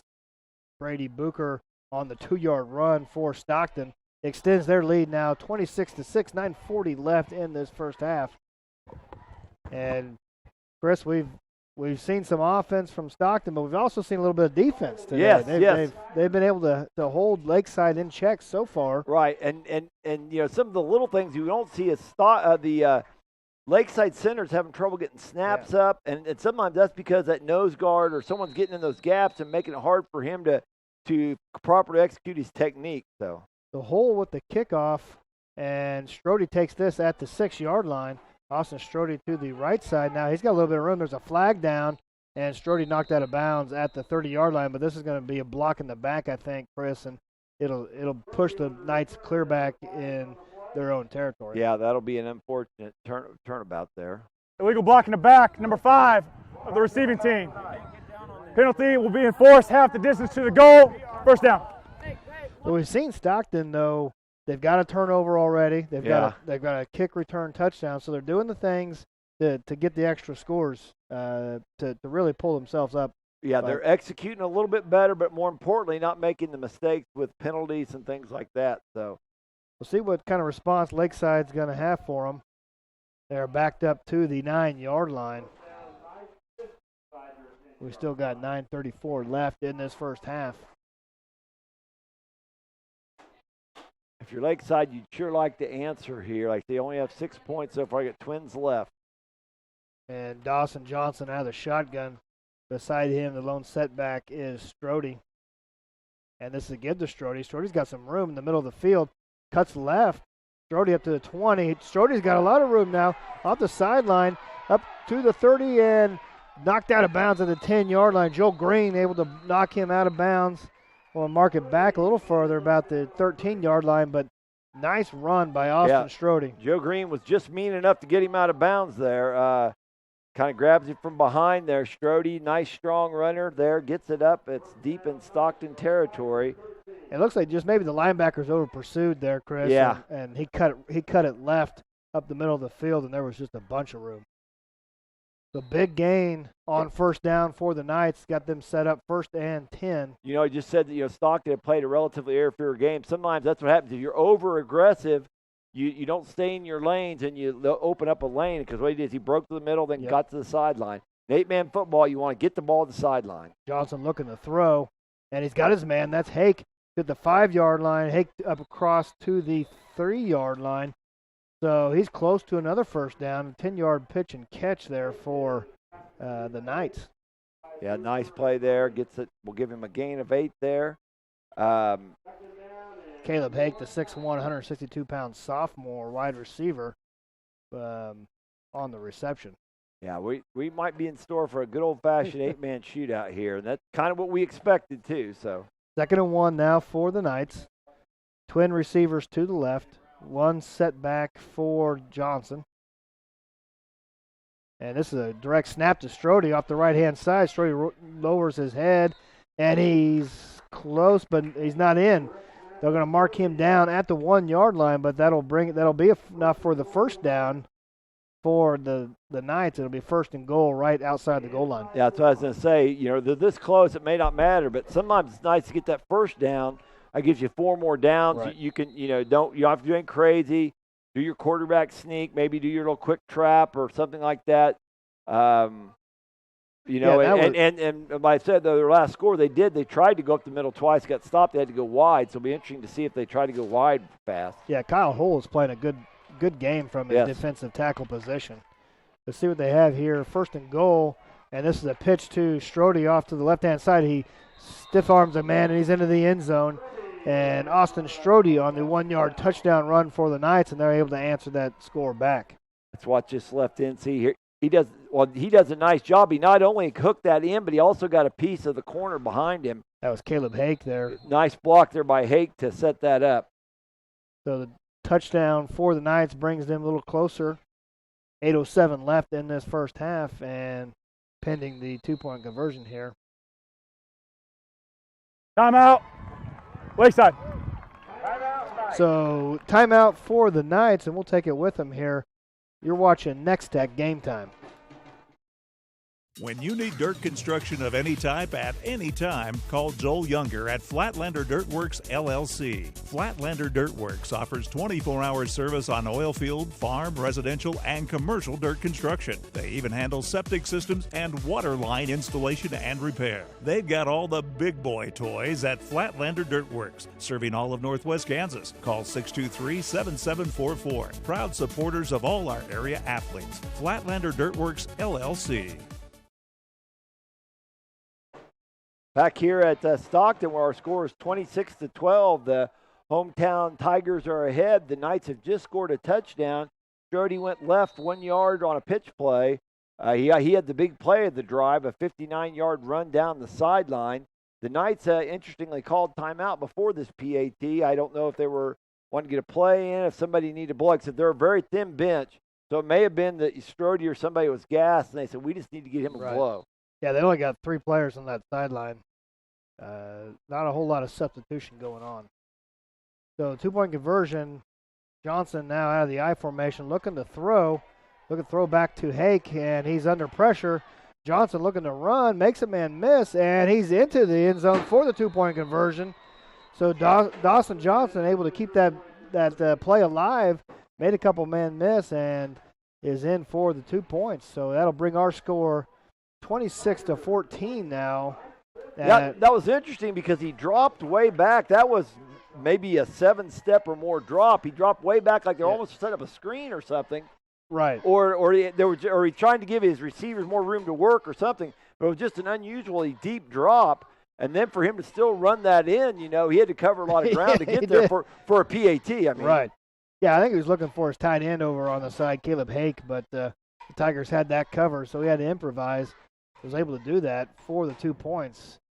So Lakeside now got their offensive going a little bit and able to answer the touchdown score of the Tigers with one of their own. So 8:07 now remaining in this first half. Stockton 26 and Lakeside 14. Last time Lakeside kicked, though, Kean Coffey took it back for the score. So, and like you mentioned in the pregame, Chris, Strode has got a leg on him. They're able to hit a lot of kickoffs. So. Yes. We're going to be getting some snaps up here soon. Like I said, if you're here at the game tonight, be sure and put the filter on for Stockton or for Lakeside Downs. We'll put them up here, and someone's going to win a cool seat cooler. So Strode's got the ball teed up at the 30-yard line. Back deep for the Tigers as winners. This is another short kick. It's a bounce, and it hits one of the Tigers, and it's still rolling, though. Looks like, Coffey's able to cover this up, and it'll be a first down and 10 at the 24-yard line. But that was dangerous there, Chris. It was. Took a couple high bounces and knocked the hit off a couple of Tigers, but Lakeside unable to recover, and Stockton will be. No one's a bigger advocate of those junk kickoffs in 8-man football than Coach Rush and I. We love our kickers to do that. Just make it hard to field because if they get an alley, they beat one man, and sometimes it's out to shoot. So it'll be first down and 10 for Tigers, and Booker's met in the backfield. That's Dawson Johnson coming up from his free safety spot on the blitz, and Booker is sacked back down to the 15-yard line. So Booker made a nice play a little while ago on Strode. He busted up a 4th down pass, and now Dawson Johnson, the quarterback for Lakeside returns the favor and sacks Booker. So 2nd down and 17 for the Tigers. Booker out of the shotgun, twin receivers both directions for him. Now man motion as Winters to the right. Looking to throw, and he's under pressure. Booker does get it off, and off the fingertips. That looks like that was the fullback, Jalen Bassert. There's 2 Tigers there out there. Bassert and Coffey were both in the vicinity. Right, yeah, I think somebody was in the wrong spot there, but give Booker a lot of credit for keeping a cool head. He's under pressure. Like I said, both these quarterbacks do a nice job of not getting rattled when they're under pressure, to move around, and not so much run the ball, though both of them have done that, but they both do a nice job of keeping their head up and keep looking downfield. You're right, Chris. 3rd down and 17 for the Tigers. Now we got a motion to the right, and Booker under pressure again. Johnson with the sack on Booker back to the 8-yard line, and Dawson Johnson, his 2nd sack of this drive, will bring up 4th down for the Tigers. And Lakeside looks like they've changed up defensively. They're going to bring a little bit of heat. Yes, and I said those both look like about 7-yard losses there for them. And like I said, and you know, if you're armchair quarterback in, it's easy. Why don't teams blitz more? Well, sometimes what that does is leave somebody open in the backside of your defense. But Johnson did a nice job getting there quickly. So this will be a punt situation for Stockton, and he gets punt off, and there'll be no return for Lakeside. And nice roll there, too. Gets it down to Lakeside 27. So this will be 1st down and 10 now for Lakeside at the 28-yard line. But, yeah, like you said, Chris, nice roll on that punt to push the Knights a little back a little further. Hey, we got a few snaps here to get things rolling tonight. Stockton Tigers gets a shot. Excuse me, the cheerleaders there. Got a couple fans up in the stands checking it out. And this will 1st down and 10 for Lakeside. Looking now to maybe close this gap a little closer. We got 6:37 left in this first half. I formation set for Johnson. And this is a pitch to Strode to the right. Strode's got some room. He's a little patient out there, but nice fill by the Tigers. That's on the tackle. That's number 12. Looks like Kuhlman coming from his defensive end position, clear across the field for the tackle. Yeah, filling inside out. Like I said, that's a long ways to cover there, and you don't want your defensive ends necessarily flying across the field, so he must have done a nice job of reading it, keeping leverage.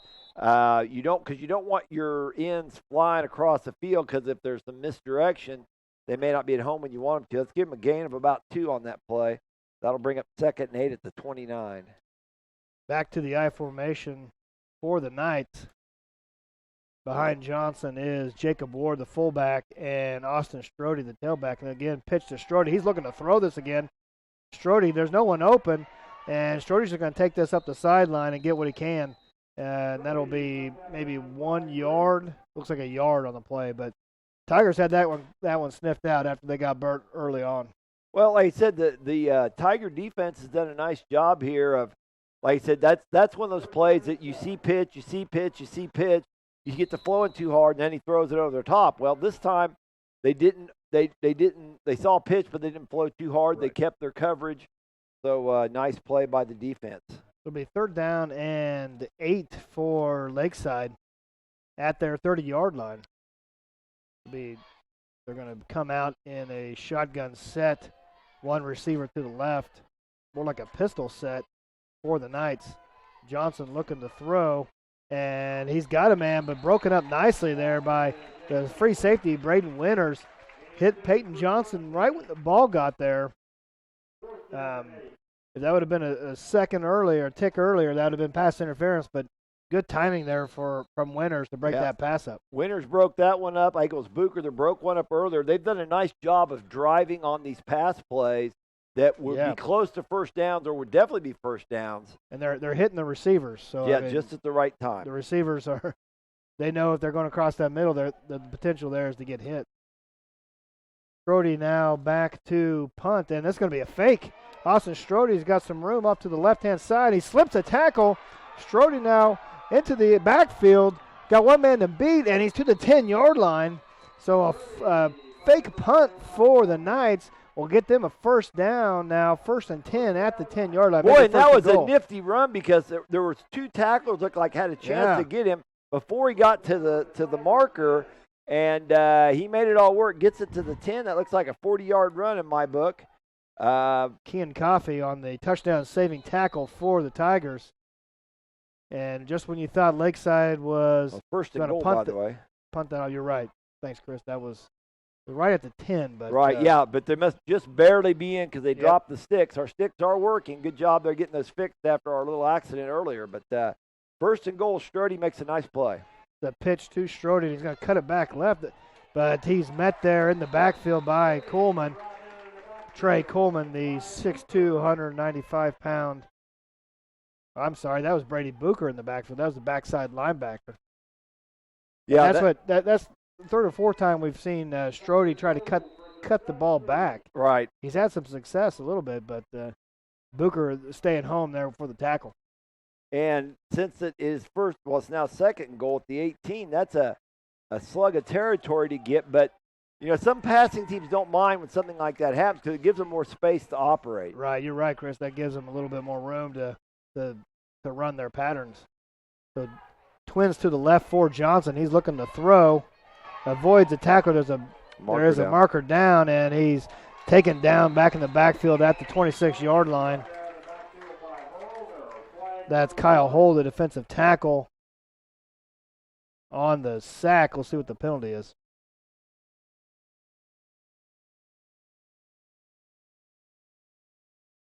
If it's holding, I bet they may just decline that. Yeah. Holding on the offense, number 30. That penalty is declined. Result of the play, 3rd down. So 3rd and goal now for the Knights, but they're clear back at the 26-yard line. Yeah, that's another 8-yard loss. And that was more of a covered sack there, Chris. Yeah.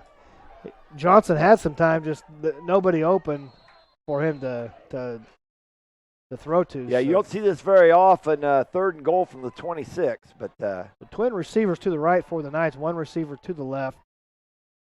One man in the backfield, that's Strode. Johnson looking to throw. He's got some time, and he's got his receiver out there. That is Peyton Johnson on the reception, and he's up close to the 21-yard line. A nice little gain there on 3rd down. Will bring up 4th and goal, and we're looking for the 22-yard line. Yeah, and you throw a pass like I said, what good does that do you? Well, it gets you a little closer, and in the future he may pump that, and that may be an out and up next time. Right. And this is certainly within the range for Johnson to throw to the end zone. We got twin receivers to the left, one receiver to the right of Johnson. Strode in the backfield to the left of him. And Johnson looking to throw. He's going to throw this up to Peyton Johnson. He makes a great catch in the end zone. That's a touchdown for the Knights. A 22-yard pass by Dawson Johnson to Peyton Johnson. And what a grab, Chris, there in the corner of the end zone. Nice athleticism there by Peyton Johnson. I mean, Dawson Johnson put it where it needed to be, but the big play there was Peyton Johnson going up over the defender, making the catch. What a catch, and was able to still keep his feet in. Yes. For the score, and so Lakeside now with a little bit of momentum pulls within 26-20 of the Tigers. 3:33 left here in this first half. I formation for Dawson Johnson, and it's going to pitch to Strode off to the right side. Tigers doing a nice job of stringing that out, and they're able to stop Strode short of the goal line. So 2-point conversion is no good, but 3:33 left here in this first half. Our score, Stockton 26, Lakeside 20. You're watching Nex-Tech Game Time.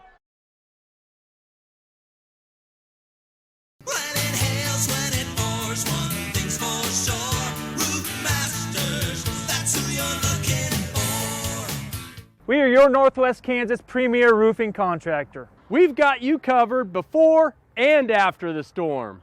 Let us evaluate the condition of your roof and discuss options. We'll often be able to offer efficient, affordable alternatives. Call Roof Masters for a free estimate today.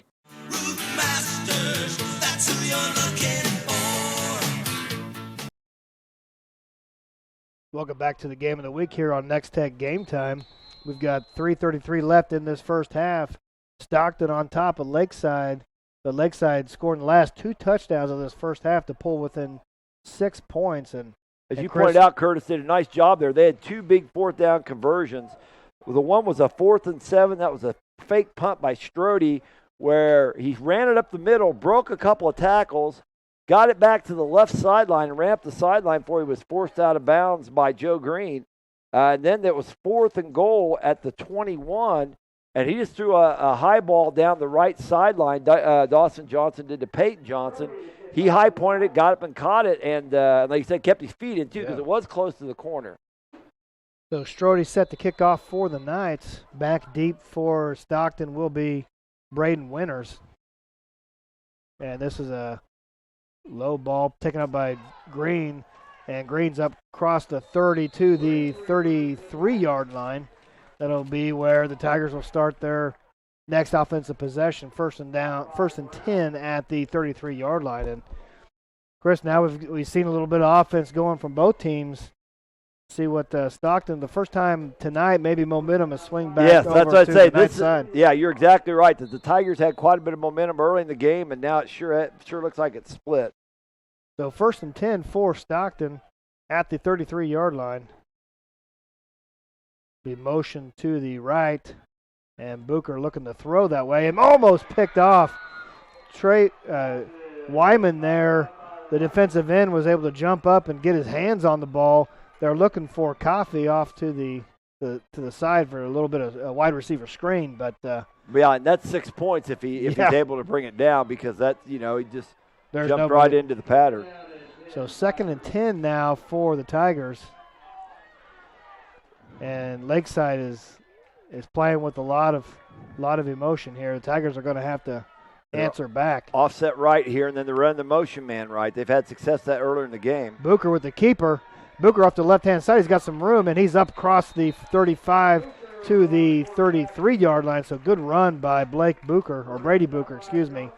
Yeah, and like I said, what he did is he cut that back to the weak side, so it was almost like he sensed that they were slanting back towards the strong side. That gets the ball inside Lakeside territory at their 33. Yeah, Booker with a nice fake and kept it off the left side of the line for the first down. So first and 10 now for Stockton. Motion man, this is a pitch to Winters off the right-hand side. Winters got some room. Nice tackle, open field tackle there by Nick Schmidt, the outside linebacker, but Winters able to pick up 6 yards on same first down. formation. You see those big linemen they're pulling at the edge of the picture there. Does a nice job, gets it up to the 26. So second and 3 for Stockton. That's a 7-yard gain for Winters on first down. And Stockton now trying to answer back. Now strong left. They're motioning left. And it's a pitch to Winters, and it's a reverse to Green. Green's got some room. He's got a couple blockers ahead of him. Joe Green down the sideline. He's going to score. Stockton is able to answer back with a touchdown of their own off a reverse. And Chris, that was set up nicely throughout the. Well, yeah, all this game they're playing with formation right now really matters, because I think they saw them running to the strong side where they had all the blockers, and but like you said, there were some guys who got back from the left side, the strong side, to get back to the weak side to get blocked.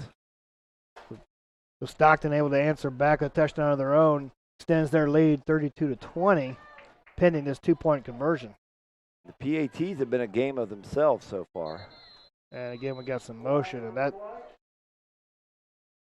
Illegal shift, offense, number 22. Repeat the play. And Braden Winters there on the illegal shift, so they'll push the Tigers back on their 2-point conversion. And the downside to a penalty like that is now you just about have to throw. Yeah. But this is a proficient throwing team, although they just scored on a 26-yard reverse. So 2 running backs set beside Booker. That's Winters in motion. Booker looking to throw, and it's broken up in the end zone. Nice defensive play there by Dawson Johnson to break that pass up. The 2-point conversion, again, another 2-point conversion wasn't good for Stockton. And our score now, 2:28 left in this first half. Stockton 32, Lakeside 20. Westlake Inn, Brushart Corporation, First Christian Church, Thomas & Sons Trucking, and Corner Drug and Gift are proud of the hard work and dedication of all the Lakeside High School students and athletes. They hope this year is the best year ever. Best wishes for a successful season. Downs Veterinary Clinic, State Bank of Downs, member FDIC, Steel Fabrications, and Professional Fire Equipment, backing the Lakeside Knights all season long. Welcome back to the game of the week here on Nex-Tech Game Time. Stockton able to answer 2 touchdowns from Lakeside with a touchdown of their own on a reverse by Joel Green. Now extends their lead again, another 2-point conversion, Chris. That's the 4th 2-point conversion that Stockton was unable to convert. That's eight points they've left out on the field. This shapes up to be a really exciting game because, like you said, they're running it back and forth. It may come down to who in the world can get the PATs there. My alma mater, Santa Fe Trail, has taken a 24-22 lead over Holton. The winner of that game will be the runner-up in that district. Hayden is the number 1 seed in that district, so folks back around Topeka area might be interested in that. And Hull's kick is going to roll out of bounds, it rolled out of bounds right at the 1-yard line. Didn't quite get inside the end zone, so that'll set up Lakeside nicely here to start their next offensive possession. 2:28 left, and Chris, did Lakeside take the opening kickoff? Did they get that? No, Stockton won the toss and elected to receive. Legal procedure on the kicking team. 5 yards, re-kick. Yeah, and this is their choice. They can have a re-kick, move it back 5 yards. And like I said, Stockton, they've used a variety of unusual kicks. They really haven't wailed away on it, but maybe once that I can recall now. So, but Lakeside now here, 2:28 left, has got a chance to double up on possessions. If they can use this to get into the end zone for a score, they're going to get the opening kickoff in the second half. And this is Hull's kick, and it is taken by Peyton Johnson at the 15. Peyton up to the right side, up across the 30. There's a flag down, and Peyton Johnson up to the 31-yard line. But we'll have to wait and see what the penalty is here. Most likely it's going to be a holding or blocking the back. Holding on the receiving team, number 23. 10-yard penalty, first down. So Lakeside really hasn't had too good of a field position tonight. They've been backed up quite a bit. And once again, they're going to start at the 17-yard line. Yeah, but this is 2:21. This is enough time. They can get this down here if you're, like you said. But Stockton's defense did a nice job tonight coming up and making hits on the shorter pass plays to knock some balls loose. So it'll be interesting to see if Lakeside tries to attack downfield, even though 2:21 is a lot of time. Yeah, and Dawson Johnson out of the shotgun looking to throw. He's going to go deep and looking for Peyton Johnson. Peyton Johnson lays out, but the ball's a little overthrown and falls incomplete. But, man, he's giving an effort out there. Yeah, well, and Dawson Johnson gave a little shoulder shrug there like he might throw the out. And so that might have been a little hitch and go or something out there on the outside, and the Tigers stayed with the pattern. But you can also tell these Lakeside kids have done a lot of throwing and catching in the summer too, and like a lot of teams do, Stockton I'm sure does that too. They have a prolific passing game. So second down and 10 for Lakeside. Twin receivers to the right, one receiver to the left. Johnson now out of the shotgun as a draw to Strode, and Strode is taken down there by Gage Cognac, the freshman defensive end, and maybe give him a yard on the play. That play gave him a big gain earlier in the second quarter. Yes, it did. Cognac able to read it that time and stop Strode for just a 1 yard gain. So 3rd and 9 now for the Knights. Well, you still got 1:45 left here in the half. Yeah, still enough time for them to get on the board, but they have to get the first down. Johnson out of the shotgun again. and he's looking to throw. And he's got looking for Hake, and he's got Hake on the screen or on the slant, and Hake has the first down up to the 33-yard line. So big gain there on 3rd and 9, and that was just a well-placed ball, Chris. Yes, it was. He just put it right on his body. It's in the Stockton 33-yard line, so that will be 25 yards on that play. Hake able to hang on to the slant. Yeah, and that's the other thing is sometimes on that slant you get hammered pretty good on the catch. And Booker had pretty good coverage out there. But now Strode looking to reverse his field. Strode now up across the 30 and lowers his head to the 25-yard line. Nothing going the left side, so Strode just decides to take it to the right. Clock ticking, just about a minute left here, so they're going to have to keep the pace, that ball at the 27-yard line. Give him a gain of 6 there. So clock continues to run now under 50 seconds here in the first half. Lakeside does have 2 timeout remaining. And this is a pitch to Strode, and he's looking to throw again. And throws it up, and this is picked off. Brady Booker with the interception. And he's takes the ball up across the 20-yard line, but that was just kind of an ill-advised throw there, Chris. Didn't really have anybody open. Yeah.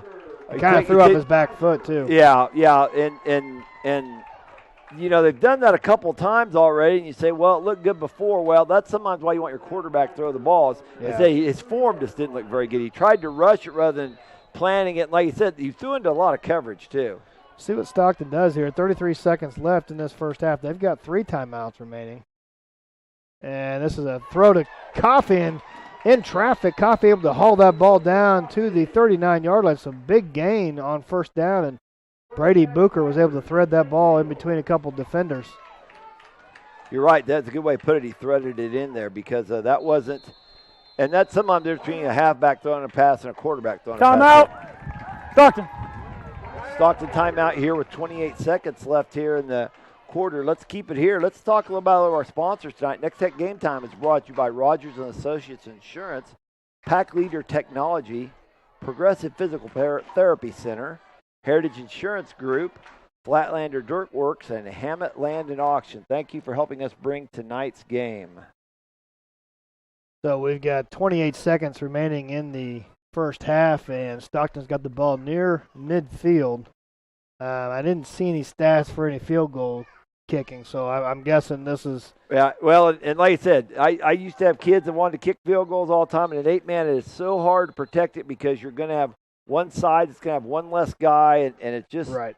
And it's a short corner to get to the block, too, so it's a real challenge. So this will be first down and 10 for the Tigers right at midfield.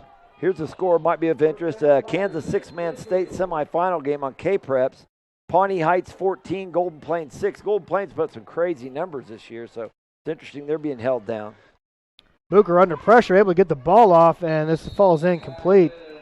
And that was a good attempt there by Booker. It was in the hands of the defensive end, but still able to get that pass off. Well, and the other thing is, they have timeouts left, but that stops the clock with 23 seconds. Now, if you, let's say you throw a flag pattern and it's caught deep in the middle of the field, you can call timeout, move the troops up, and maybe set up a throw into the end zone. So 4 wide receivers for the Tigers, and pressure coming off the side. Booker able to sidestep it. Guys, his man open in the flat, and it's dropped. Coffey had the ball there at the 20-yard line, just couldn't hang on to it. And this will bring up third down for Stockton. 18 seconds left in this first half. Yeah, the ball is just a little low, but I'm sure Coffey would say he probably should have brought that in. But the nice thing about that, once again, it was at the sideline, so it was going to immediately stop the clock. So Booker able to avoid some pressure. Lakeside bringing the blitz off the side. They still have 2 timeouts left, so if it's caught in bounds, isn't a huge factor. Other than you just got to get the timeout really quick. More pressure now from the Knights, and Booker just throwing this ball up, and Green's got the ball, and he's into the end zone for the score. Joel Green able to get back behind the Knights defenders. Booker just threw this one up as far as he could. Yeah, watch him. He's going to throw this off his back feet. Well, no, he does get his feet set. He did a nice job doing that. He threw the ball while he was retreating. But he did a nice job of getting a quick set of his feet so he gets something on that ball, too. 11 seconds left in this first half, and that was big for Stockton. able to extend this lead up to 38-20 now. And again, on a 2-point conversion try, they've only been successful one time tonight. So Booker now out of the shotgun. And this is a give to the running back. That is Ben Rogers, the freshman. And he's brought down behind the line of scrimmage. And 2-point conversion again, another one no good. So our score with 11 seconds left, 38-20. And Chris, we talked about maybe Lakeside doubling up on possession. Yeah. But Stockton able to execute a nice drive. And that was under a minute on that drive. And a couple big plays in the passing game. Yeah, Booker hooked up with Coffee for a 13-yarder. Couple incomplete passes. One of them, he made a nice job just getting it out of there. And then that last one, he's retreating almost like a screen. Then he gets his feet set really quickly, throws a nice high ball, Green over the top of the defense for the score. Looks like Coffey's getting some tape on his ankle maybe a little bit. So 11 seconds left. Lakeside will get the option to receive in this second half, but 18-point lead for the Tigers. And it's been kind of a game of momentum. They came out, they got some momentum going at first. Lakeside answered with a couple touchdowns. They strung a couple touchdowns together, but Stockton now able to answer back with 2 touchdowns of their own and are leading this by a score of 38-20. Holes set to tee this off for the Tigers. Back deep is Peyton Johnson for Lakeside. This is a squib kick, and Lakeside just covers it up. It looked like Jacob Ward looked to run that, but he kind of fumbled it and just decided he better just cover up the ball. Heads up move there by the fullback. So 10 seconds left. Yeah, this is the time you might try your hook and ladder play. If you got some gimmicky play, you get the ball. You can try to throw a deep ball, but obviously Stockton's going to be looking for that. Some type of gimmicky thing. They got twins left here, and split single receiver right. And their tallest receiver is Strode, and he's been playing running back tonight, so he's in the backfield and he's blocking on this play. Johnson rolling to his right, and he's taken down, and he's getting inbounds, and this will be, now they marked him out. So give him a yard on the play. Yeah. 2nd down and 9 now.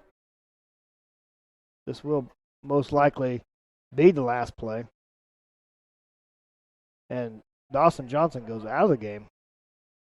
Quarterback for the Knights is out, and it'll be interesting to see who they'll bring in.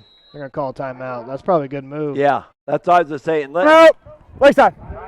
And even if you were just going to snap the ball and kneel on it, well, you want your quarterback to handle that snap. You don't want to take a chance of a backup quarterback whose hands aren't used to handling that snap, possibly fumbling that. So, but Dawson Johnson's still on the sidelines. He's not in the huddle, so I don't think he's going to come in. So they'll have to have a different quarterback take the snap.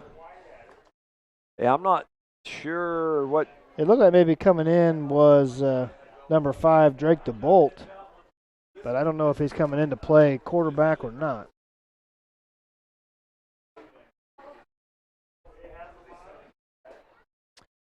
Looking over Twitter here, I don't see many new scores. Final at halftime, Burlingame beat Harrington 46-0. I thought Harrington was supposed to be pretty good. I know Burlingame's good, but. So now 4 seconds left for the Knights. And they're in the shotgun set. This is Hake on the throw, and his throw goes incomplete, and that'll be the end of the first half. So Caleb Hake coming in to make that last throw for the Knights, but it falls incomplete. And our score at halftime, Stockton 38, Lakeside 20. You're watching the Game of the Week here on Nex-Tech Game Time. When it comes to accessorizing your truck, SUV, or van, Advantage Glass Plus is the original specialist. They have a huge selection including Nerf bars, custom chrome wheels, ARE truck caps and tonneau covers, running boards, heavy-duty grill guards, fender flares, plus a whole lot more. Along with Retracts, the ultimate tractable pickup bed cover. Enhance appearance, add protection, plus add style and value to your ride when you visit Advantage Glass Plus, South Pine Street in Hayes. Proudly serving the area for 20 years. From senior trips to toddler adventures and youth sports, the Hayes Recreation Commission is your one-stop shop for fun. Check out all the fall and winter brochure for a complete list of scheduled events and classes. The fun times continue in the HRC Wellness Center, where you can enroll in personal training and memberships. The HRC provides fun and fitness for all ages. Find them at hayesrec.org. Call or stop by and learn more. At Bullseye Event Center, we consider every detail when transforming our space into the perfect setting for your event. Our newly renovated, unique facility is ideal for weddings and receptions, corporate events, and parties for up to 300 guests. We also have smaller rooms and on-site kitchen available for meetings and reunions and social gatherings. Call us today to book your next function at Bullseye Event Center, downtown Norton, where your event is our top priority. When it comes to commercial and residential concrete construction in the Hayes area, J-Corp is the preferred choice. They can handle your project from ground up, including excavation, site prep, to finished concrete and pavement, driveways, curbs, streets, parking lots. No job is too big or too small. They also sell and deliver sand, rock, and asphalt millings. Call for a free estimate today. The rock-solid choice in concrete construction. J-Corp, 1707 East 10th Street in Hayes. Leon's Welding and Fabrication has been serving Western Kansas for over 25 years with custom fabrication of metal projects, including trailers, flatbeds, steel and aluminum fencing, ornamental gates and handrails, and metal art creations. Leon's also offers sandblasting and coating services and a powder coating division with over 6,400 colors to choose from. For your next project, visit Leon's Welding and Fabrication, East Highway 40 in Hayes. Is your business prepared for a disaster? Protect your valuable data from natural disasters and the most likely form of loss, humans. Accidental deletions, crypto-locker ransomware, viruses, and hacking are all very real threats. Nex-Tech Backup will keep your business protected with worry-free technology. Nex-Tech backs up, protects, and allows you to instantly restore accounts and data, so your business can return to normal. Protect your business now with Nex-Tech and receive free storage. Certain restrictions apply. Call Nex-Tech at 800-588-6649 today. Welcome back to the game of the week here on Nex-Tech Game Time. Out in the field at this moment is the Stockton Tiger Band. Nex-Tech Game Time has partnered with Storage Solutions of Hayes in a Snapchat giveaway. And let's see if we got some more snaps from the first half of this ballgame. And with the Knights fielder there. Yeah, I got another one from the Knights fielder. Got a little closer shot of the play taking place. Now we have some Stockton fans shooting from the Got another Tiger shot there. Looking back across the field there, getting some action shots there. Got some technical stuff going on there, so that's pretty cool. Keep sending us your snaps. NEX-TEC8. Someone's going to win a cool seat cooler tonight, so keep sending them in. Let's do what we can. So pretty exciting half football played. Our score at halftime is Stockton 38 and Lakeside 20. Chris, how did we get to that score? Yeah, we're going to have some scoring plays here. We'll show you. We'll get to there. It started right out from the very first play. Strody fumbled. Stockton recovered. And I bet this is got a nice play out there on the sweep. That's that's Braden Winters on the sweep.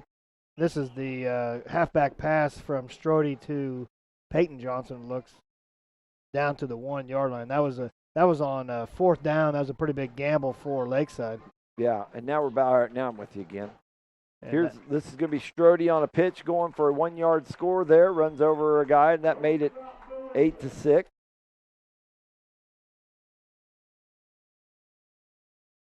Then this is Coffee going down the sideline, I believe. That's on a kickoff return. Yes, that was the ball stuck in the grass.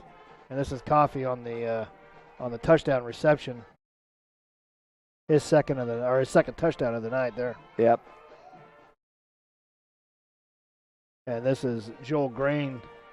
His big reception brings that ball down to close to the goal line at the 2, and Booker is able to punch that in on a quarterback sneak, it looks like, a couple plays later.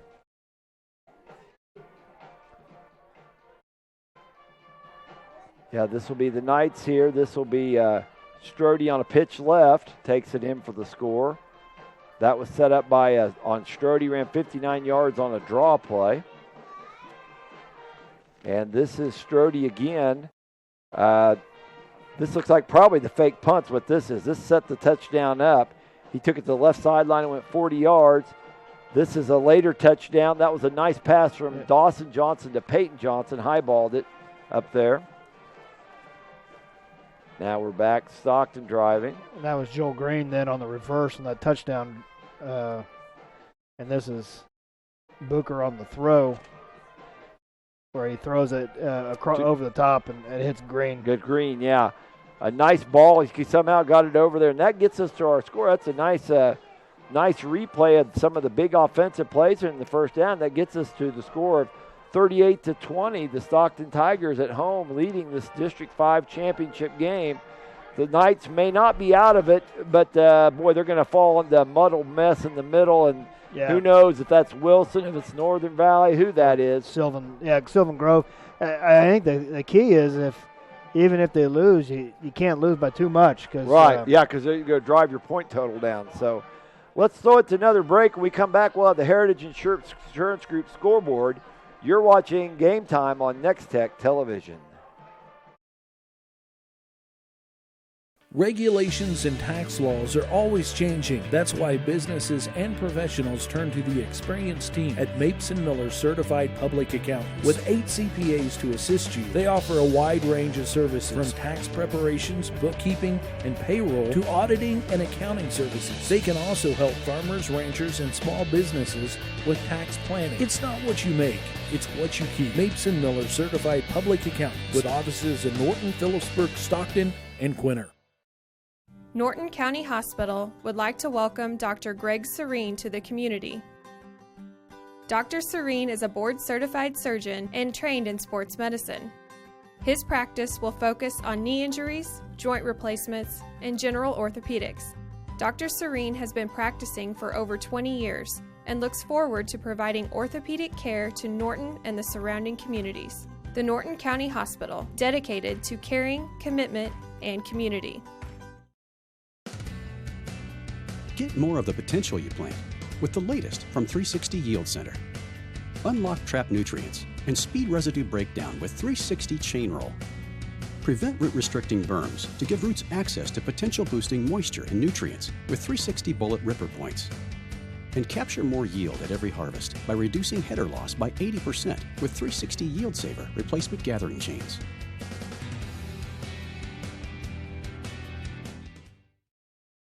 Progressive Physical Therapy Center has been an integral part of the Hayes community since 2007. Tim Marcus, physical therapist, has led the Hayes physical therapy team ever since the business opened. The Progressive staff offers expert care in a friendly environment. You no longer need a physician's referral when seeking services provided by a physical therapist. Call Progressive Physical Therapy. Their licensed therapists provide personalized patient care and treatments. Progressive Physical Therapy, 2209 Canterbury in Hayes. Farmers National Bank, member FDIC, Stockton Dental Center, Steel Fabrication, Stockton Pharmacy, and Solomon Valley Manor are proud of the hard work and dedication of all the Stockton High School students and athletes. Best wishes for a successful season from Professional Fire Equipment, Farmers Union Elevator, J-Mart Hot Stuff Pizza, and Wilkins Manufacturing, backing the Stockton Tigers all season long.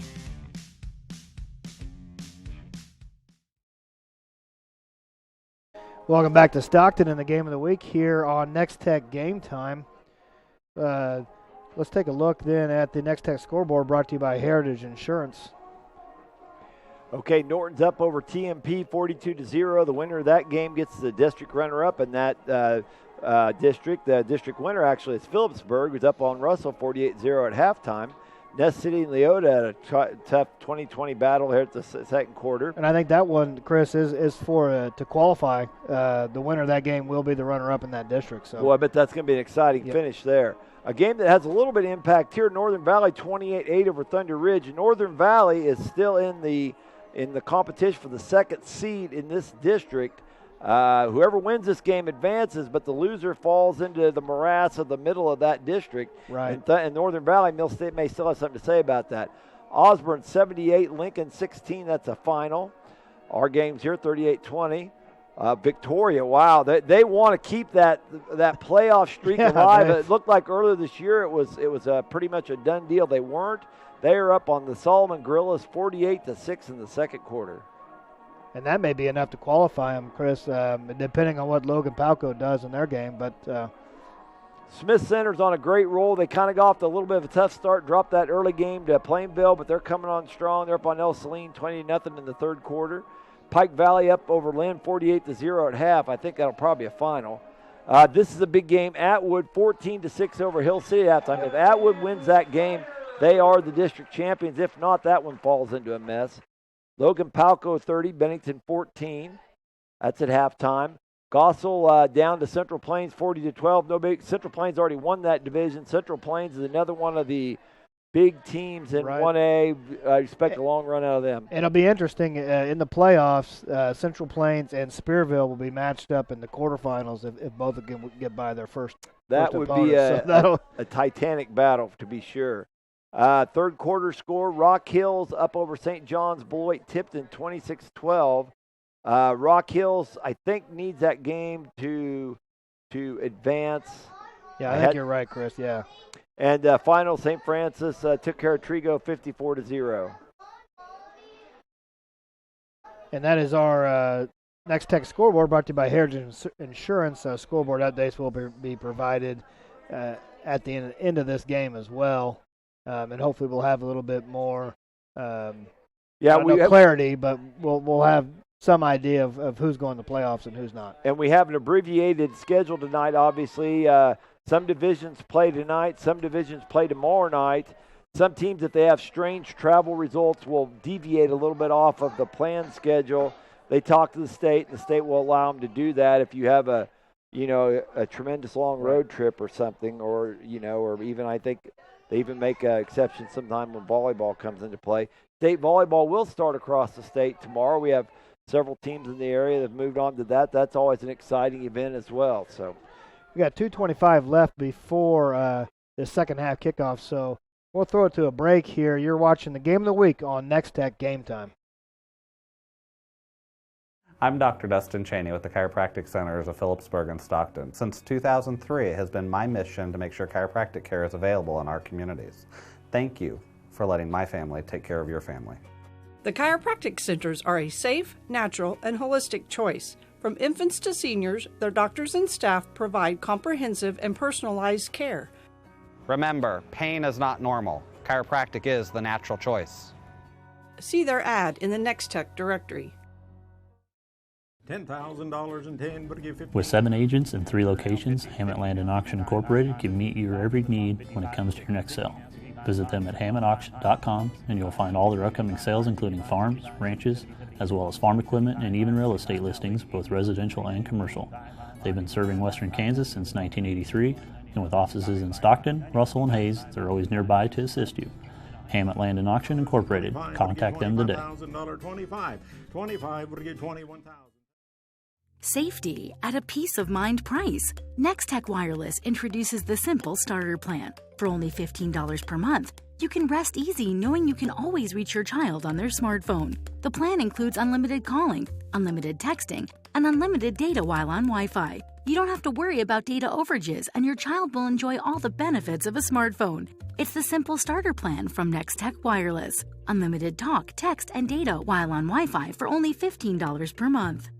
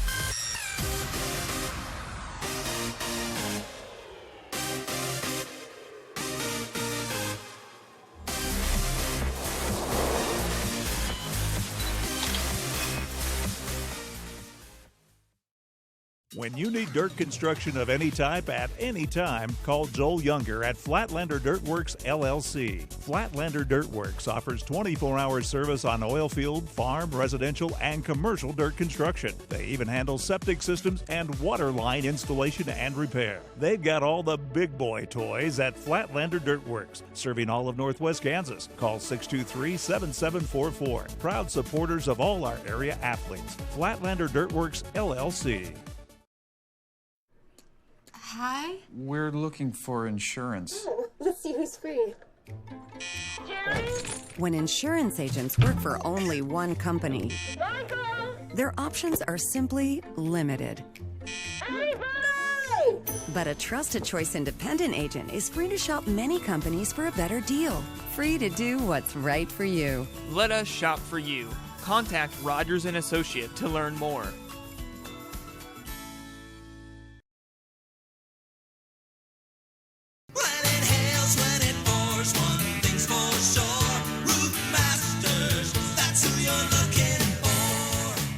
We are your Northwest Kansas premier roofing contractor. We've got you covered before and after the storm. Let us evaluate the condition of your roof and discuss options. We'll often be able to offer efficient, affordable alternatives. Call Roof Masters for a free estimate today. Roof Masters, that's who you're looking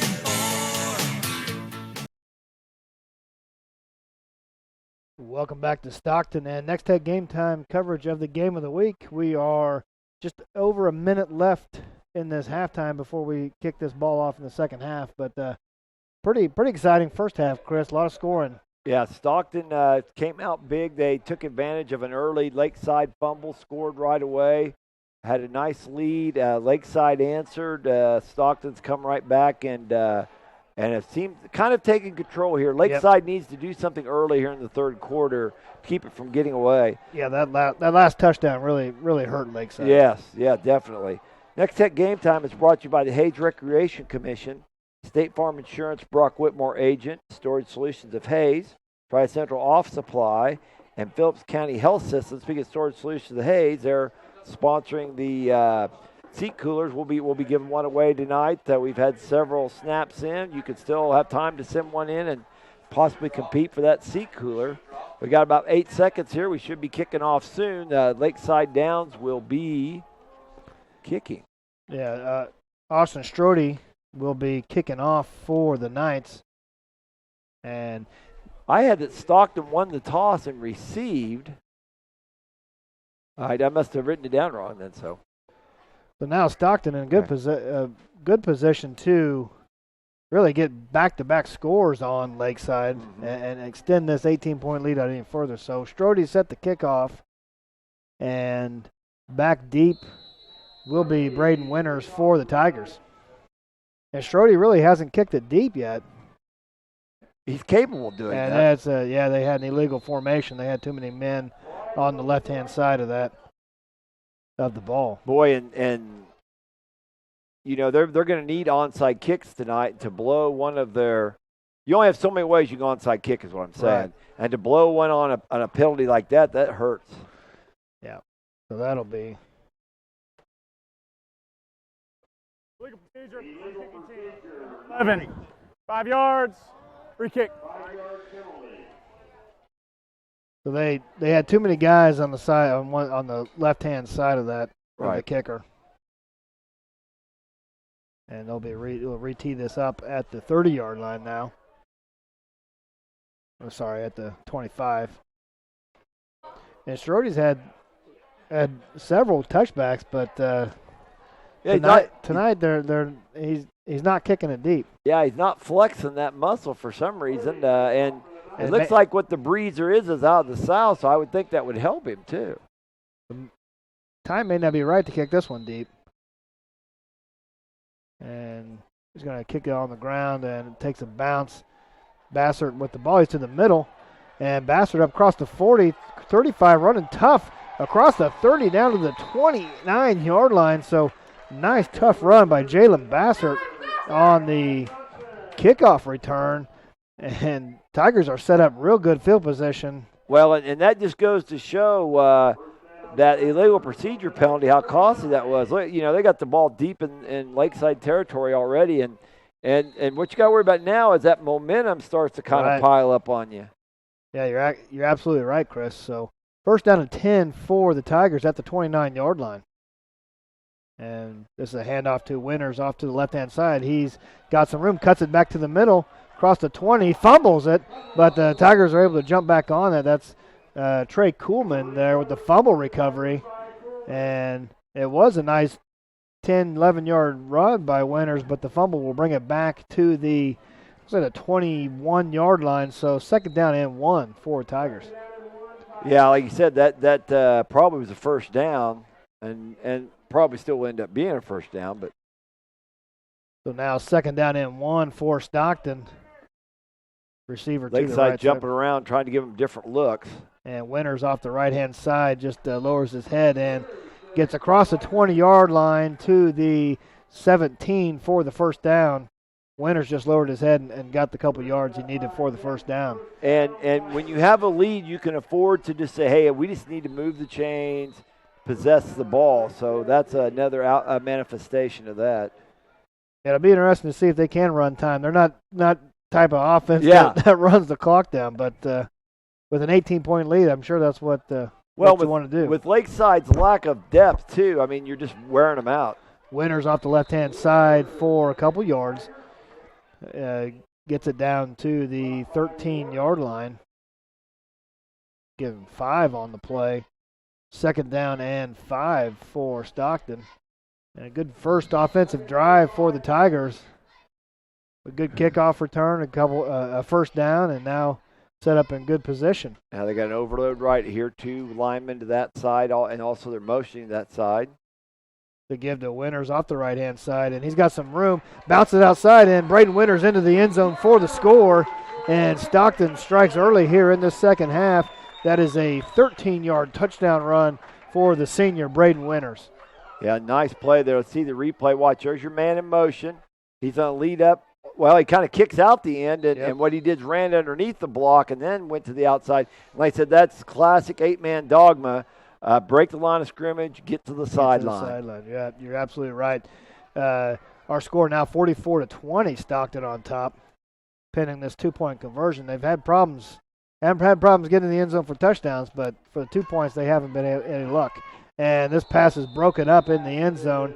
Peyton Johnson on the coverage for the Knights, and again another 2-point conversion fails for the Tigers. And 10-17 left here in this third quarter. Our score: Stockton 44, Lakeside Downs 20.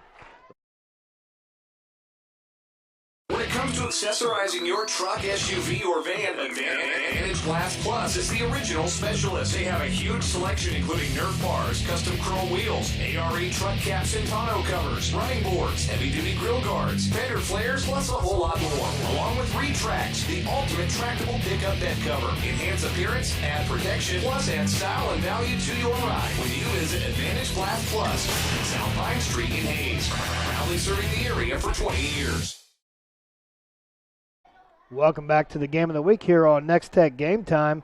The Stockton Tigers able to take the opening kickoff of the second half, and after a couple plays, punch that into the end zone, extending their lead out to 44-20 over Lakeside. And really, Chris, they've kind of taken control of this ball game. They scored right before the half of the first half, and bookend the halftime with 2 scores and extend their lead. The sands in the hourglass are really starting to pile up on Lakeside. They need to score and get a stop, and you got to take it in those small increments, but it's kind of slowly starting to overrun them here. So Hull with the kickoff, and Strode. I'm sorry, that's Peyton Johnson with the return, and he's met at the 25-yard line. So Lakeside will have their first possession of the second half starting at the 25-yard line, first down and 10. Yeah, like I said, and they need to get some momentum. Officials switching the balls out, which each team uses their own ball usually. That's a very common practice. If you're Lakeside here, where you've gotten hit big early in the game. We're talking about at halftime. Dawson Johnson moving a little slow over there. He looks like he's pretty sore. He had a bad collision with the line marker earlier. Those owies really start to pile up when you get down like this. So this will give to Peyton Johnson, and he's met there by the linebacker Joel Green. He gets a couple yards up to the 27-yard line, it looks like. And give him 2 yards, but good tackle out there by Joel Green. And the Stockton defenders have done a nice job rallying the ball, making the big hits, and bringing Lakeside down. So Dawson Johnson in the shotgun. 2 receivers, with him in the backfield. And this is an option play to Strode off to the right side, and he's met out there again. That's Joel Green leading the charge for the Tigers with the tackle. Maybe a yard on the play for Strode, but not much more than that. Yeah, this is a strange series that they look like they're Lakeside right now looks like they feel like they're ahead. They're trying to eat clock, and sometimes you do this to try to slow down pass rush, do things like that, but now they're facing a tough 3rd and 7, and down by 24 points, you're probably going to go for it. So 2 down territory, I guess. Yeah, Johnson in the backfield looking to throw, and he's got Peyton Johnson the flat and just goes through his hands. So incomplete pass will bring up 4th down and 7 for the Knights. That didn't look like it was going to be a big gainer, but you know what? If you get 4 or 5 yards, it brings up a 4th and 2 or 3, and they're changing some personnel out, so I don't know if they're going to punt. Yeah, it looks like Strode's in the position to punt. Right. And you can make the argument we just need to survive and fight another day. Now they are offset. They're offset right. Yep. They have twins left, offset right, kind of a funky formation. And they really weren't set, and almost he did tip it. And Bassert with the tip of that punt. He did run into the punter, but the official able to correctly call that as he did get a piece of that ball. And I don't think Lakeside was set on that punt. And a lot of pressure up the middle from Stockton almost got to it. Well, you could make a case for a possible illegal procedure there, but like you said, since they weren't set, they didn't really look like they blocked it very effectively. They blocked very effectively for Strode. 8:49 left, 44-20 Stockton. Tigers take over on their own 31st and 10. And momentum's really swung in Stockton's direction. And if they can get a score here, they can really put Lakeside behind the 8 ball. And this is a give to Winters off the left-hand side. He's got some room, cuts it upfield, and Winters is knocked out of bounds at the 30-yard line by Austin Strode, but that's not after he gains a big gain on first down. Now look again, they have an extra lineman to that side. They also motion a back to that side, so that's an overload. And obviously Lakeside shifts into the overload, but they've had some success against that. So 1st and 10 for Stockton at the 29-yard line. 8:43 left in this 3rd quarter. Stockton on the drive again after scoring on their opening possession of the second half. Yeah, you see the nose guard shifts over that right side. Now they blitz into that strong side. And Dawson Johnson brings him down because he blitzed into that strong side. But, now they're starting to gamble a lot more. Well, they've brought some pressure off that side. Dawson Johnson has blitzed before. That's more of a run blitz there. Right. But they had to do something different. They were getting gouged pretty good by Winters. Well, it looks like he may have fallen ahead and still gotten a yard out of it, so brings up a 2nd and 9. And Booker out of the shotgun here. And just going to take it upfield. Booker's got some room off the left-hand side. Booker up to the 10-yard line, and a good tough run by the sophomore quarterback, Brady Booker. I think there may have been a miscommunication in the backfield. Booker, though, a quick decision, just cut the ball, upfield. Both quarterbacks have done this, but Booker, like I said, keeps his cool, doesn't get frustrated that something broke down, and just said, I'll go get something myself. And 18 yards later, it's 1st and goal just inside the 10. And Stockton's really moving the ball here well in the second half. Looking to punch it in for the second time.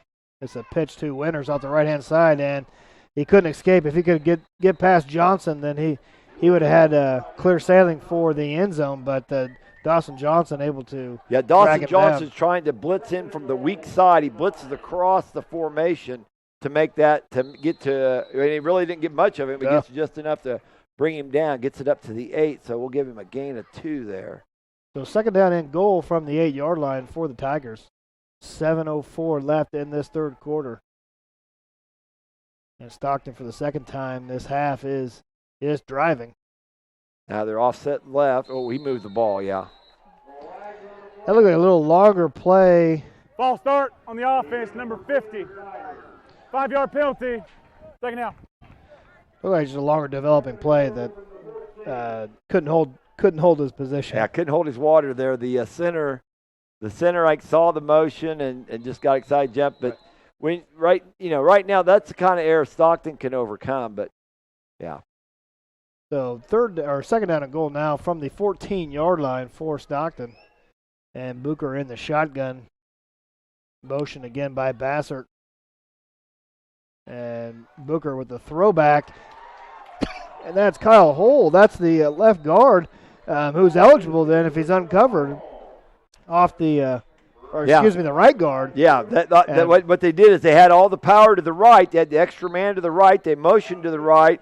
And like I said, he just kind of leaks out the line and score.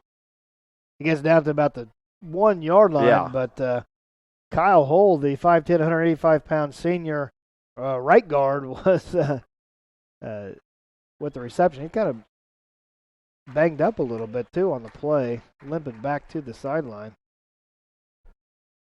Yeah, but I'm sure he feels like, hey, I'm a lineman. That was fun to get to do something like that. Third and goal. It looks like that ball is spotted just about at the 1.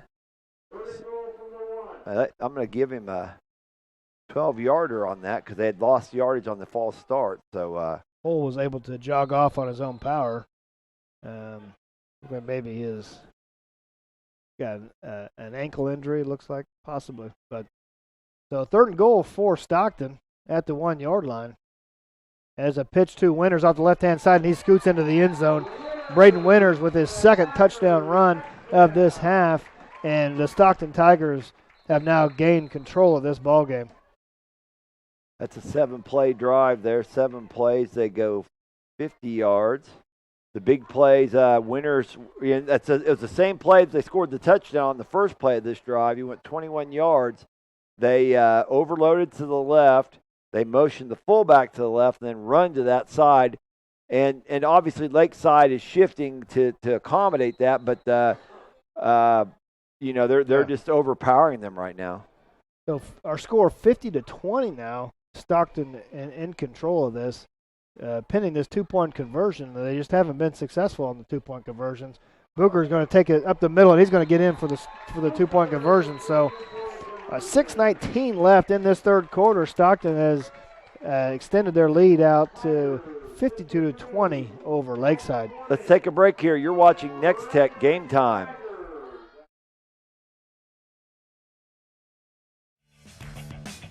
From senior trips to toddler adventures and youth sports, the Hayes Recreation Commission is your one-stop shop for fun. Check out all the fall and winter brochure for a complete list of scheduled events and classes. The fun times continue in the HRC Wellness Center, where you can enroll in personal training and memberships. The HRC provides fun and fitness for all ages. Find them at hayesrec.org. Call or stop by and learn more.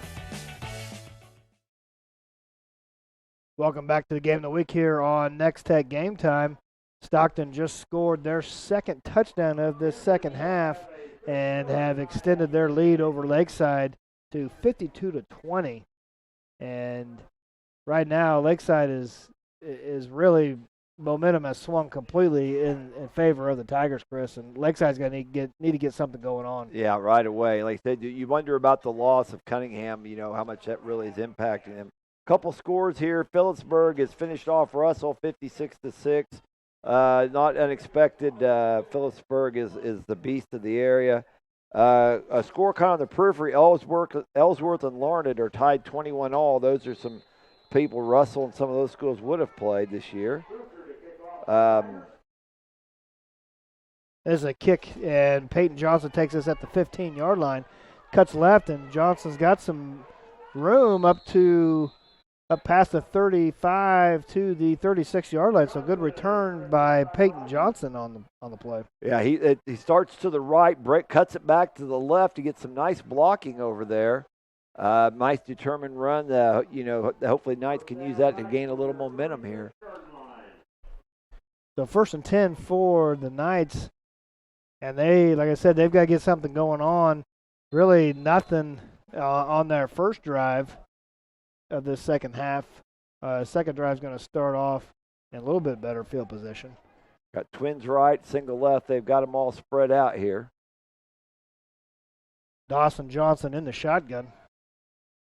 Austin Strode with the handoff off the left-hand side. Strode up across midfield, lowers his head down to the 37-yard line. So good, tough run by Austin Strode to start this drive off.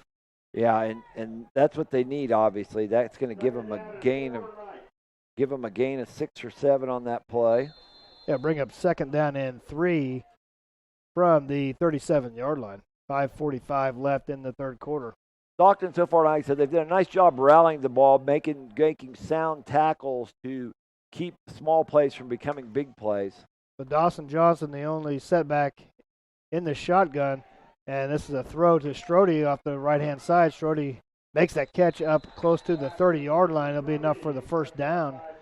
And Lakeside got a couple things going here. Right, he gets it up to the 30. Here's our replay. Like I said, Strode does a nice job getting a little bit extra there. And it'll be 1st and 10 for the Knights at the 31-yard line. Twin receivers to the right for Johnson. Strode, the lone setback. And Johnson looking to throw, and he's got his man Peyton Johnson at the 25-yard line, but that is it. He is met there by Kean Coffey for a gain of 5. Yeah, we'll get that. Yep, that's a gain of about 5 there. 2nd and 5, like I said, they're moving the ball down the field. 4:55 left here in the third quarter. 52-20 Stockton. Twins right, single receiver left. And the game clock will come in play here later. But nice play out there by the freshman Gage Cognac. The defensive end just wasn't going to give up on that play. Strode couldn't get around him, and Cognac able to make that play. A loss of 3 or 4 on. Yeah, probably 3 is probably more accurate. I originally put 4 down, but moves it back to the 29, where it's 3rd and 9. This is crucial for the Knights. So you can't really overstate that. No, they've got 2 downs here to get 9 yards, but they've got to get something put together. Stockton fakes a blitz. Now he's coming late. Johnson's got some room off the left-hand side. He's up across the 20 for the first down. Nice read by Dawson Johnson. Found some room off the left-hand side and able to pick up that first down. What looked like he did is when 12 stepped up in there for Stockton, that's Kuhlman. Kuhlman looked like he might have been shadowing him, but when he started to blitz, okay, I'm going to run opposite your blitz, and he got it out to about the 19-yard line. So that's going to be a gain of about 9 yards, and that moves the stick. So first and 10 for Lakeside. In a single back set, Johnson back to throw, and he's under pressure, and Kuhlman's got him. Trey Coleman with the sack of Johnson back down at the 30-yard line, and Coleman. Yeah, let's watch Kuhlman here. Makes a good move at the line of scrimmage. Yes, as I say, he made a move the line of scrimmage, and Dawson Johnson trying to keep the play alive, but just nowhere to go. Pohl's checking back in the game now, so he must be okay from but having a fresh lineman there may have helped that pass rush too. Yeah, so 2nd down and 20 for the Knights at the 30-yard line. Trip receivers to the right.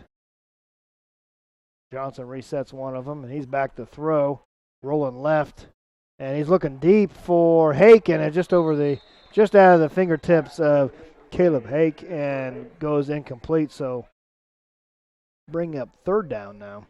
As I was watching the Stockton defense there, they're only rushing 2 right now. They're almost like, we're going to play coverage. We're not going to give up a big play. We're going to make you earn it. And sometimes even rushing 2, you can still get some pressure on. Like I said, Kuhlman's spying the quarterback a little bit as well. And that Caleb Hake had a couple steps out there.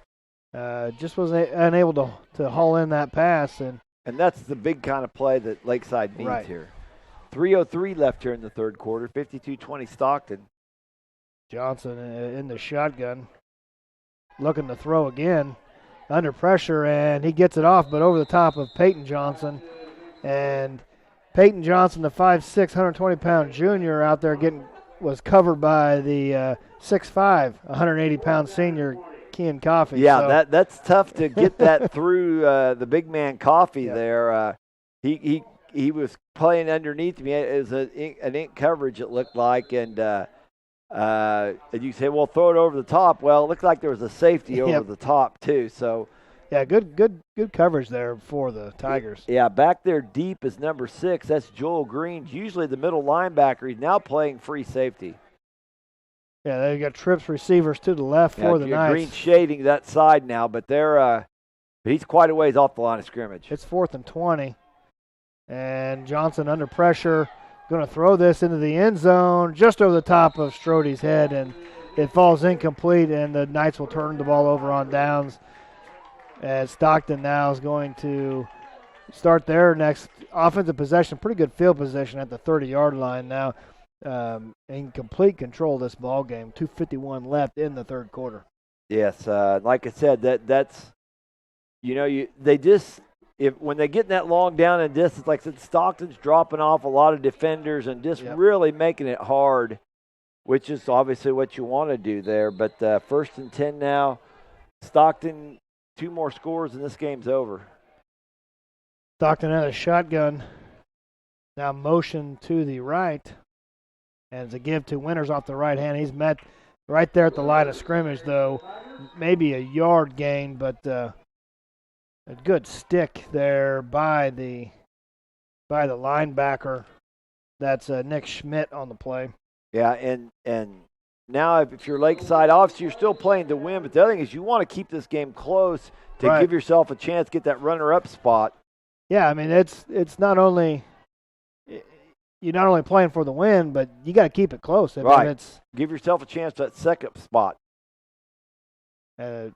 Booker able to handle the bad snap, and he makes the most of it. Booker up across the 40-yard line to the 36.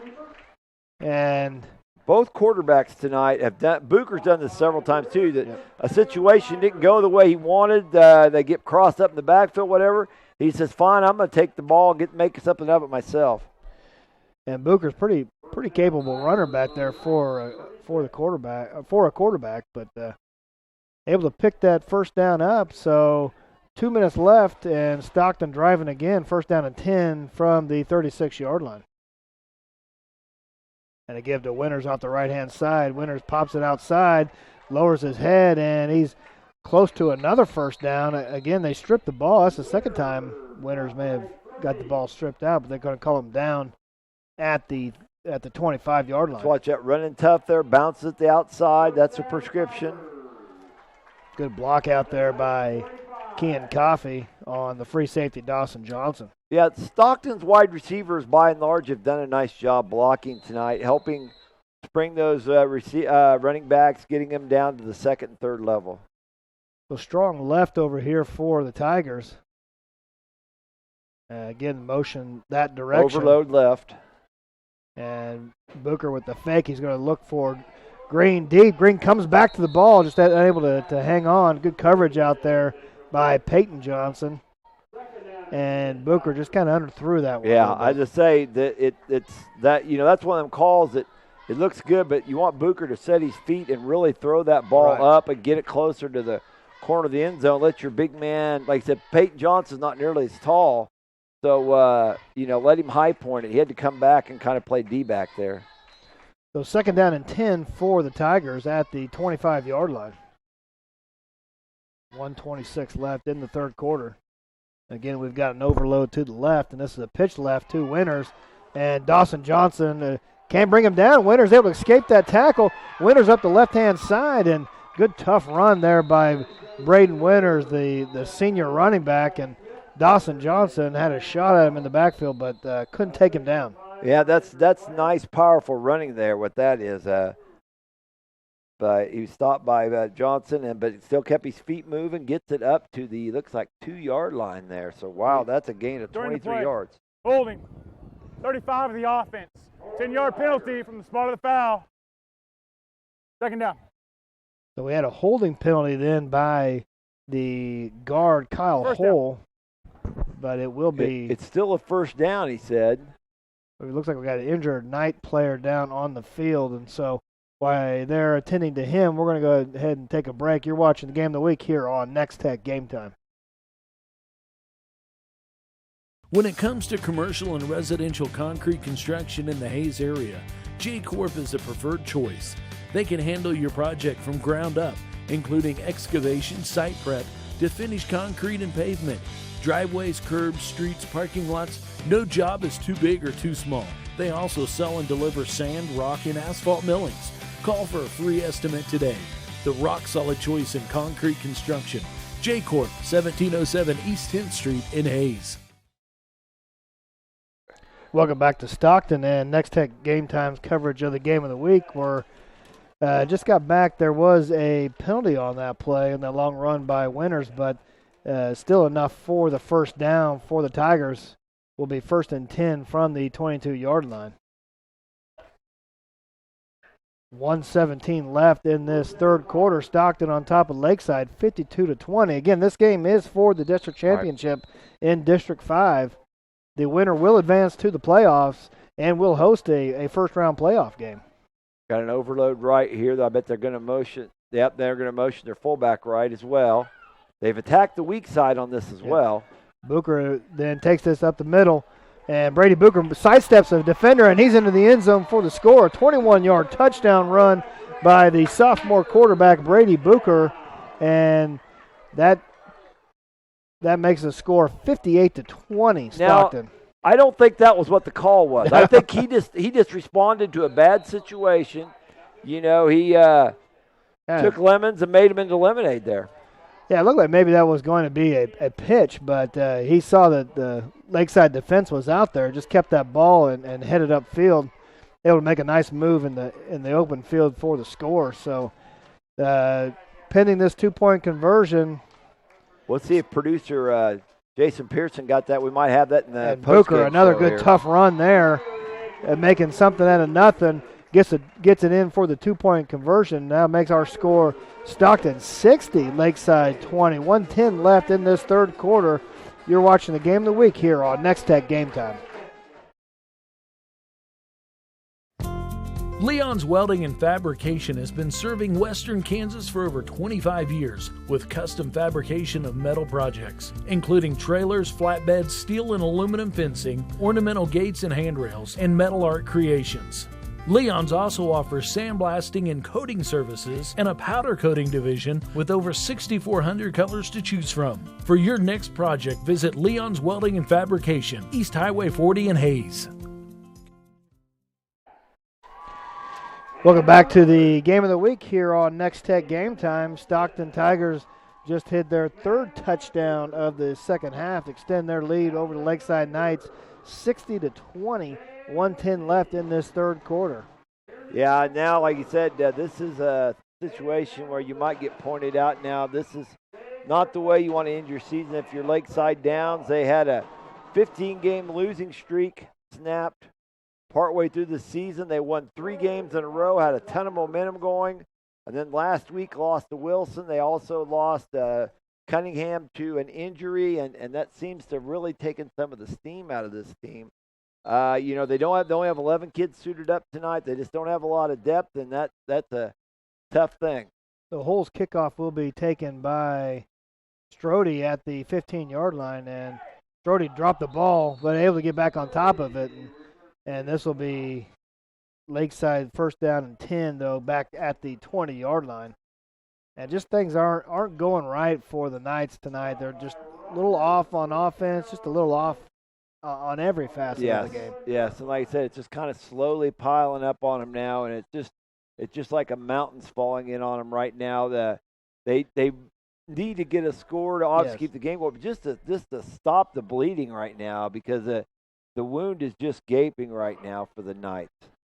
They get back into this ball game, at least make a couple scores here and reduce their point difference. Yes, for their district. And it's a pitch to Strode, and he's going to cut back left. Now cuts back to a right, but the Tiger defense is all around there, and he's finally taken down by Kean Coffey. That's a loss of 10 on the play. Strode just trying to make something happen, but the Tigers were all over it.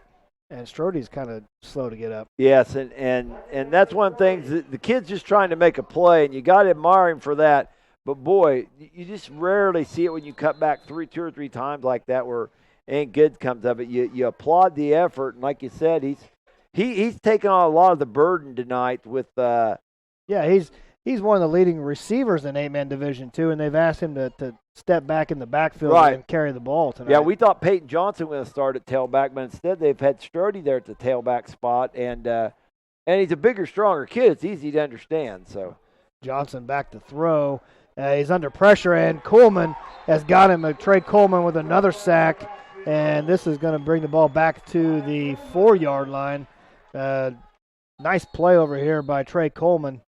Yeah, it's one-on-one blocking there. He fights off his man. That's Nick Schmidt trying to block him. Pass blocking one-on-one can be tough, and that's exactly what's better. They're going to take it all the way to the other end of the field here to start the fourth quarter. So let's take a break here. It's Stockton 60, Lakeside 20. You're watching Nex-Tech Game Time. Is your business prepared for a disaster? Protect your valuable data from natural disasters and the most likely form of loss, humans. Accidental deletions, crypto-locker ransomware, viruses, and hacking are all very real threats. Nex-Tech Backup will keep your business protected with worry-free technology. Nex-Tech backs up, protects, and allows you to instantly restore accounts and data so your business can return to normal. Protect your business now with Nex-Tech and receive free storage. Certain restrictions apply. Call Nex-Tech at 800-588-6649 today.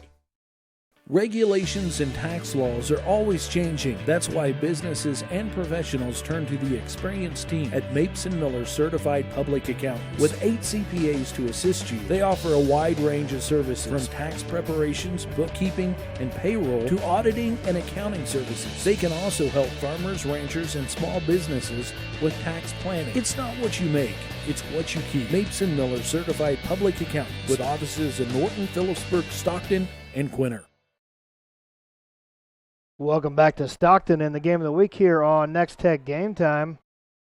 We start this fourth quarter. Our score, Stockton 60, Lakeside 20. Lakeside will have the ball, though, deep in their own territory. 3rd down and 27 from the 4-yard line. Yeah, this was a bad deal.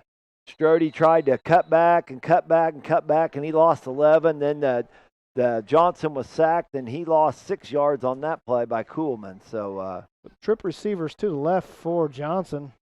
Looking to throw, he scrambles to the right and throws across the middle, and this is going to fall incomplete. So 4th down now for the Knights, 4th and 27 at the 4-yard line. And yeah, there's not too many plays on the score sheet here. No, I tell you what, watching Johnson play out there, he kind of looks a little bit like Drew Brees, the way he holds his head, the way he stays composed back there. That's a very nice comparison. Johnson's, been a gamer tonight, but it doesn't look like it's going to be. Strode's going back to punt here, and they did this in the 3rd quarter too. When you got that super long down and distance, there's no point in giving Stockton the ball right on the doorstep, and then they walk in and score, and the game's over. Jalen Bassert back deep for the Tigers. This is a high, short kick, and this kick is going to drop at the 10-yard line. That's definitely a Peter call there, and so the Tigers are going to be set up in real good position here to end this ball game. If they can, it'll end a streak here, Chris. They haven't been to the playoffs in 12 years, and they haven't made the playoffs since they dropped down to 8-man. So Stockton looking for a little bit of a history here on their 8-man team. Yes, and those things matter. I mean, Stockton has a proud football heritage. But they'd like to add to that, and it's a 1st and goal. They must be just inside the 10. So, yeah, the Tigers have struggled here last couple of years, and finally seeing some progress on the football field. Booker was a miscommunication, though. Booker off the left-hand Got a side, penalty though, marker down. got to the 4-yard line. But you're right, Chris, there is a penalty flag thrown in the backfield. This is most likely going to come back.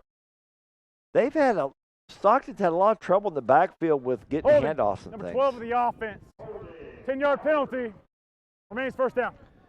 For all the good thing that's happened tonight, Yep. that's one of the things that when they look at the film, I don't think they're going to be real pleased with is and some procedure calls too. And I think it's they've been pretty effective. Scoring 60 points is doing pretty well on offense, but there's some things they can clean up. But the Tigers have come out here in this second half and really have put it to the Knights. They're playing this with a lot more emotion, a lot more physicality. Yes, definitely.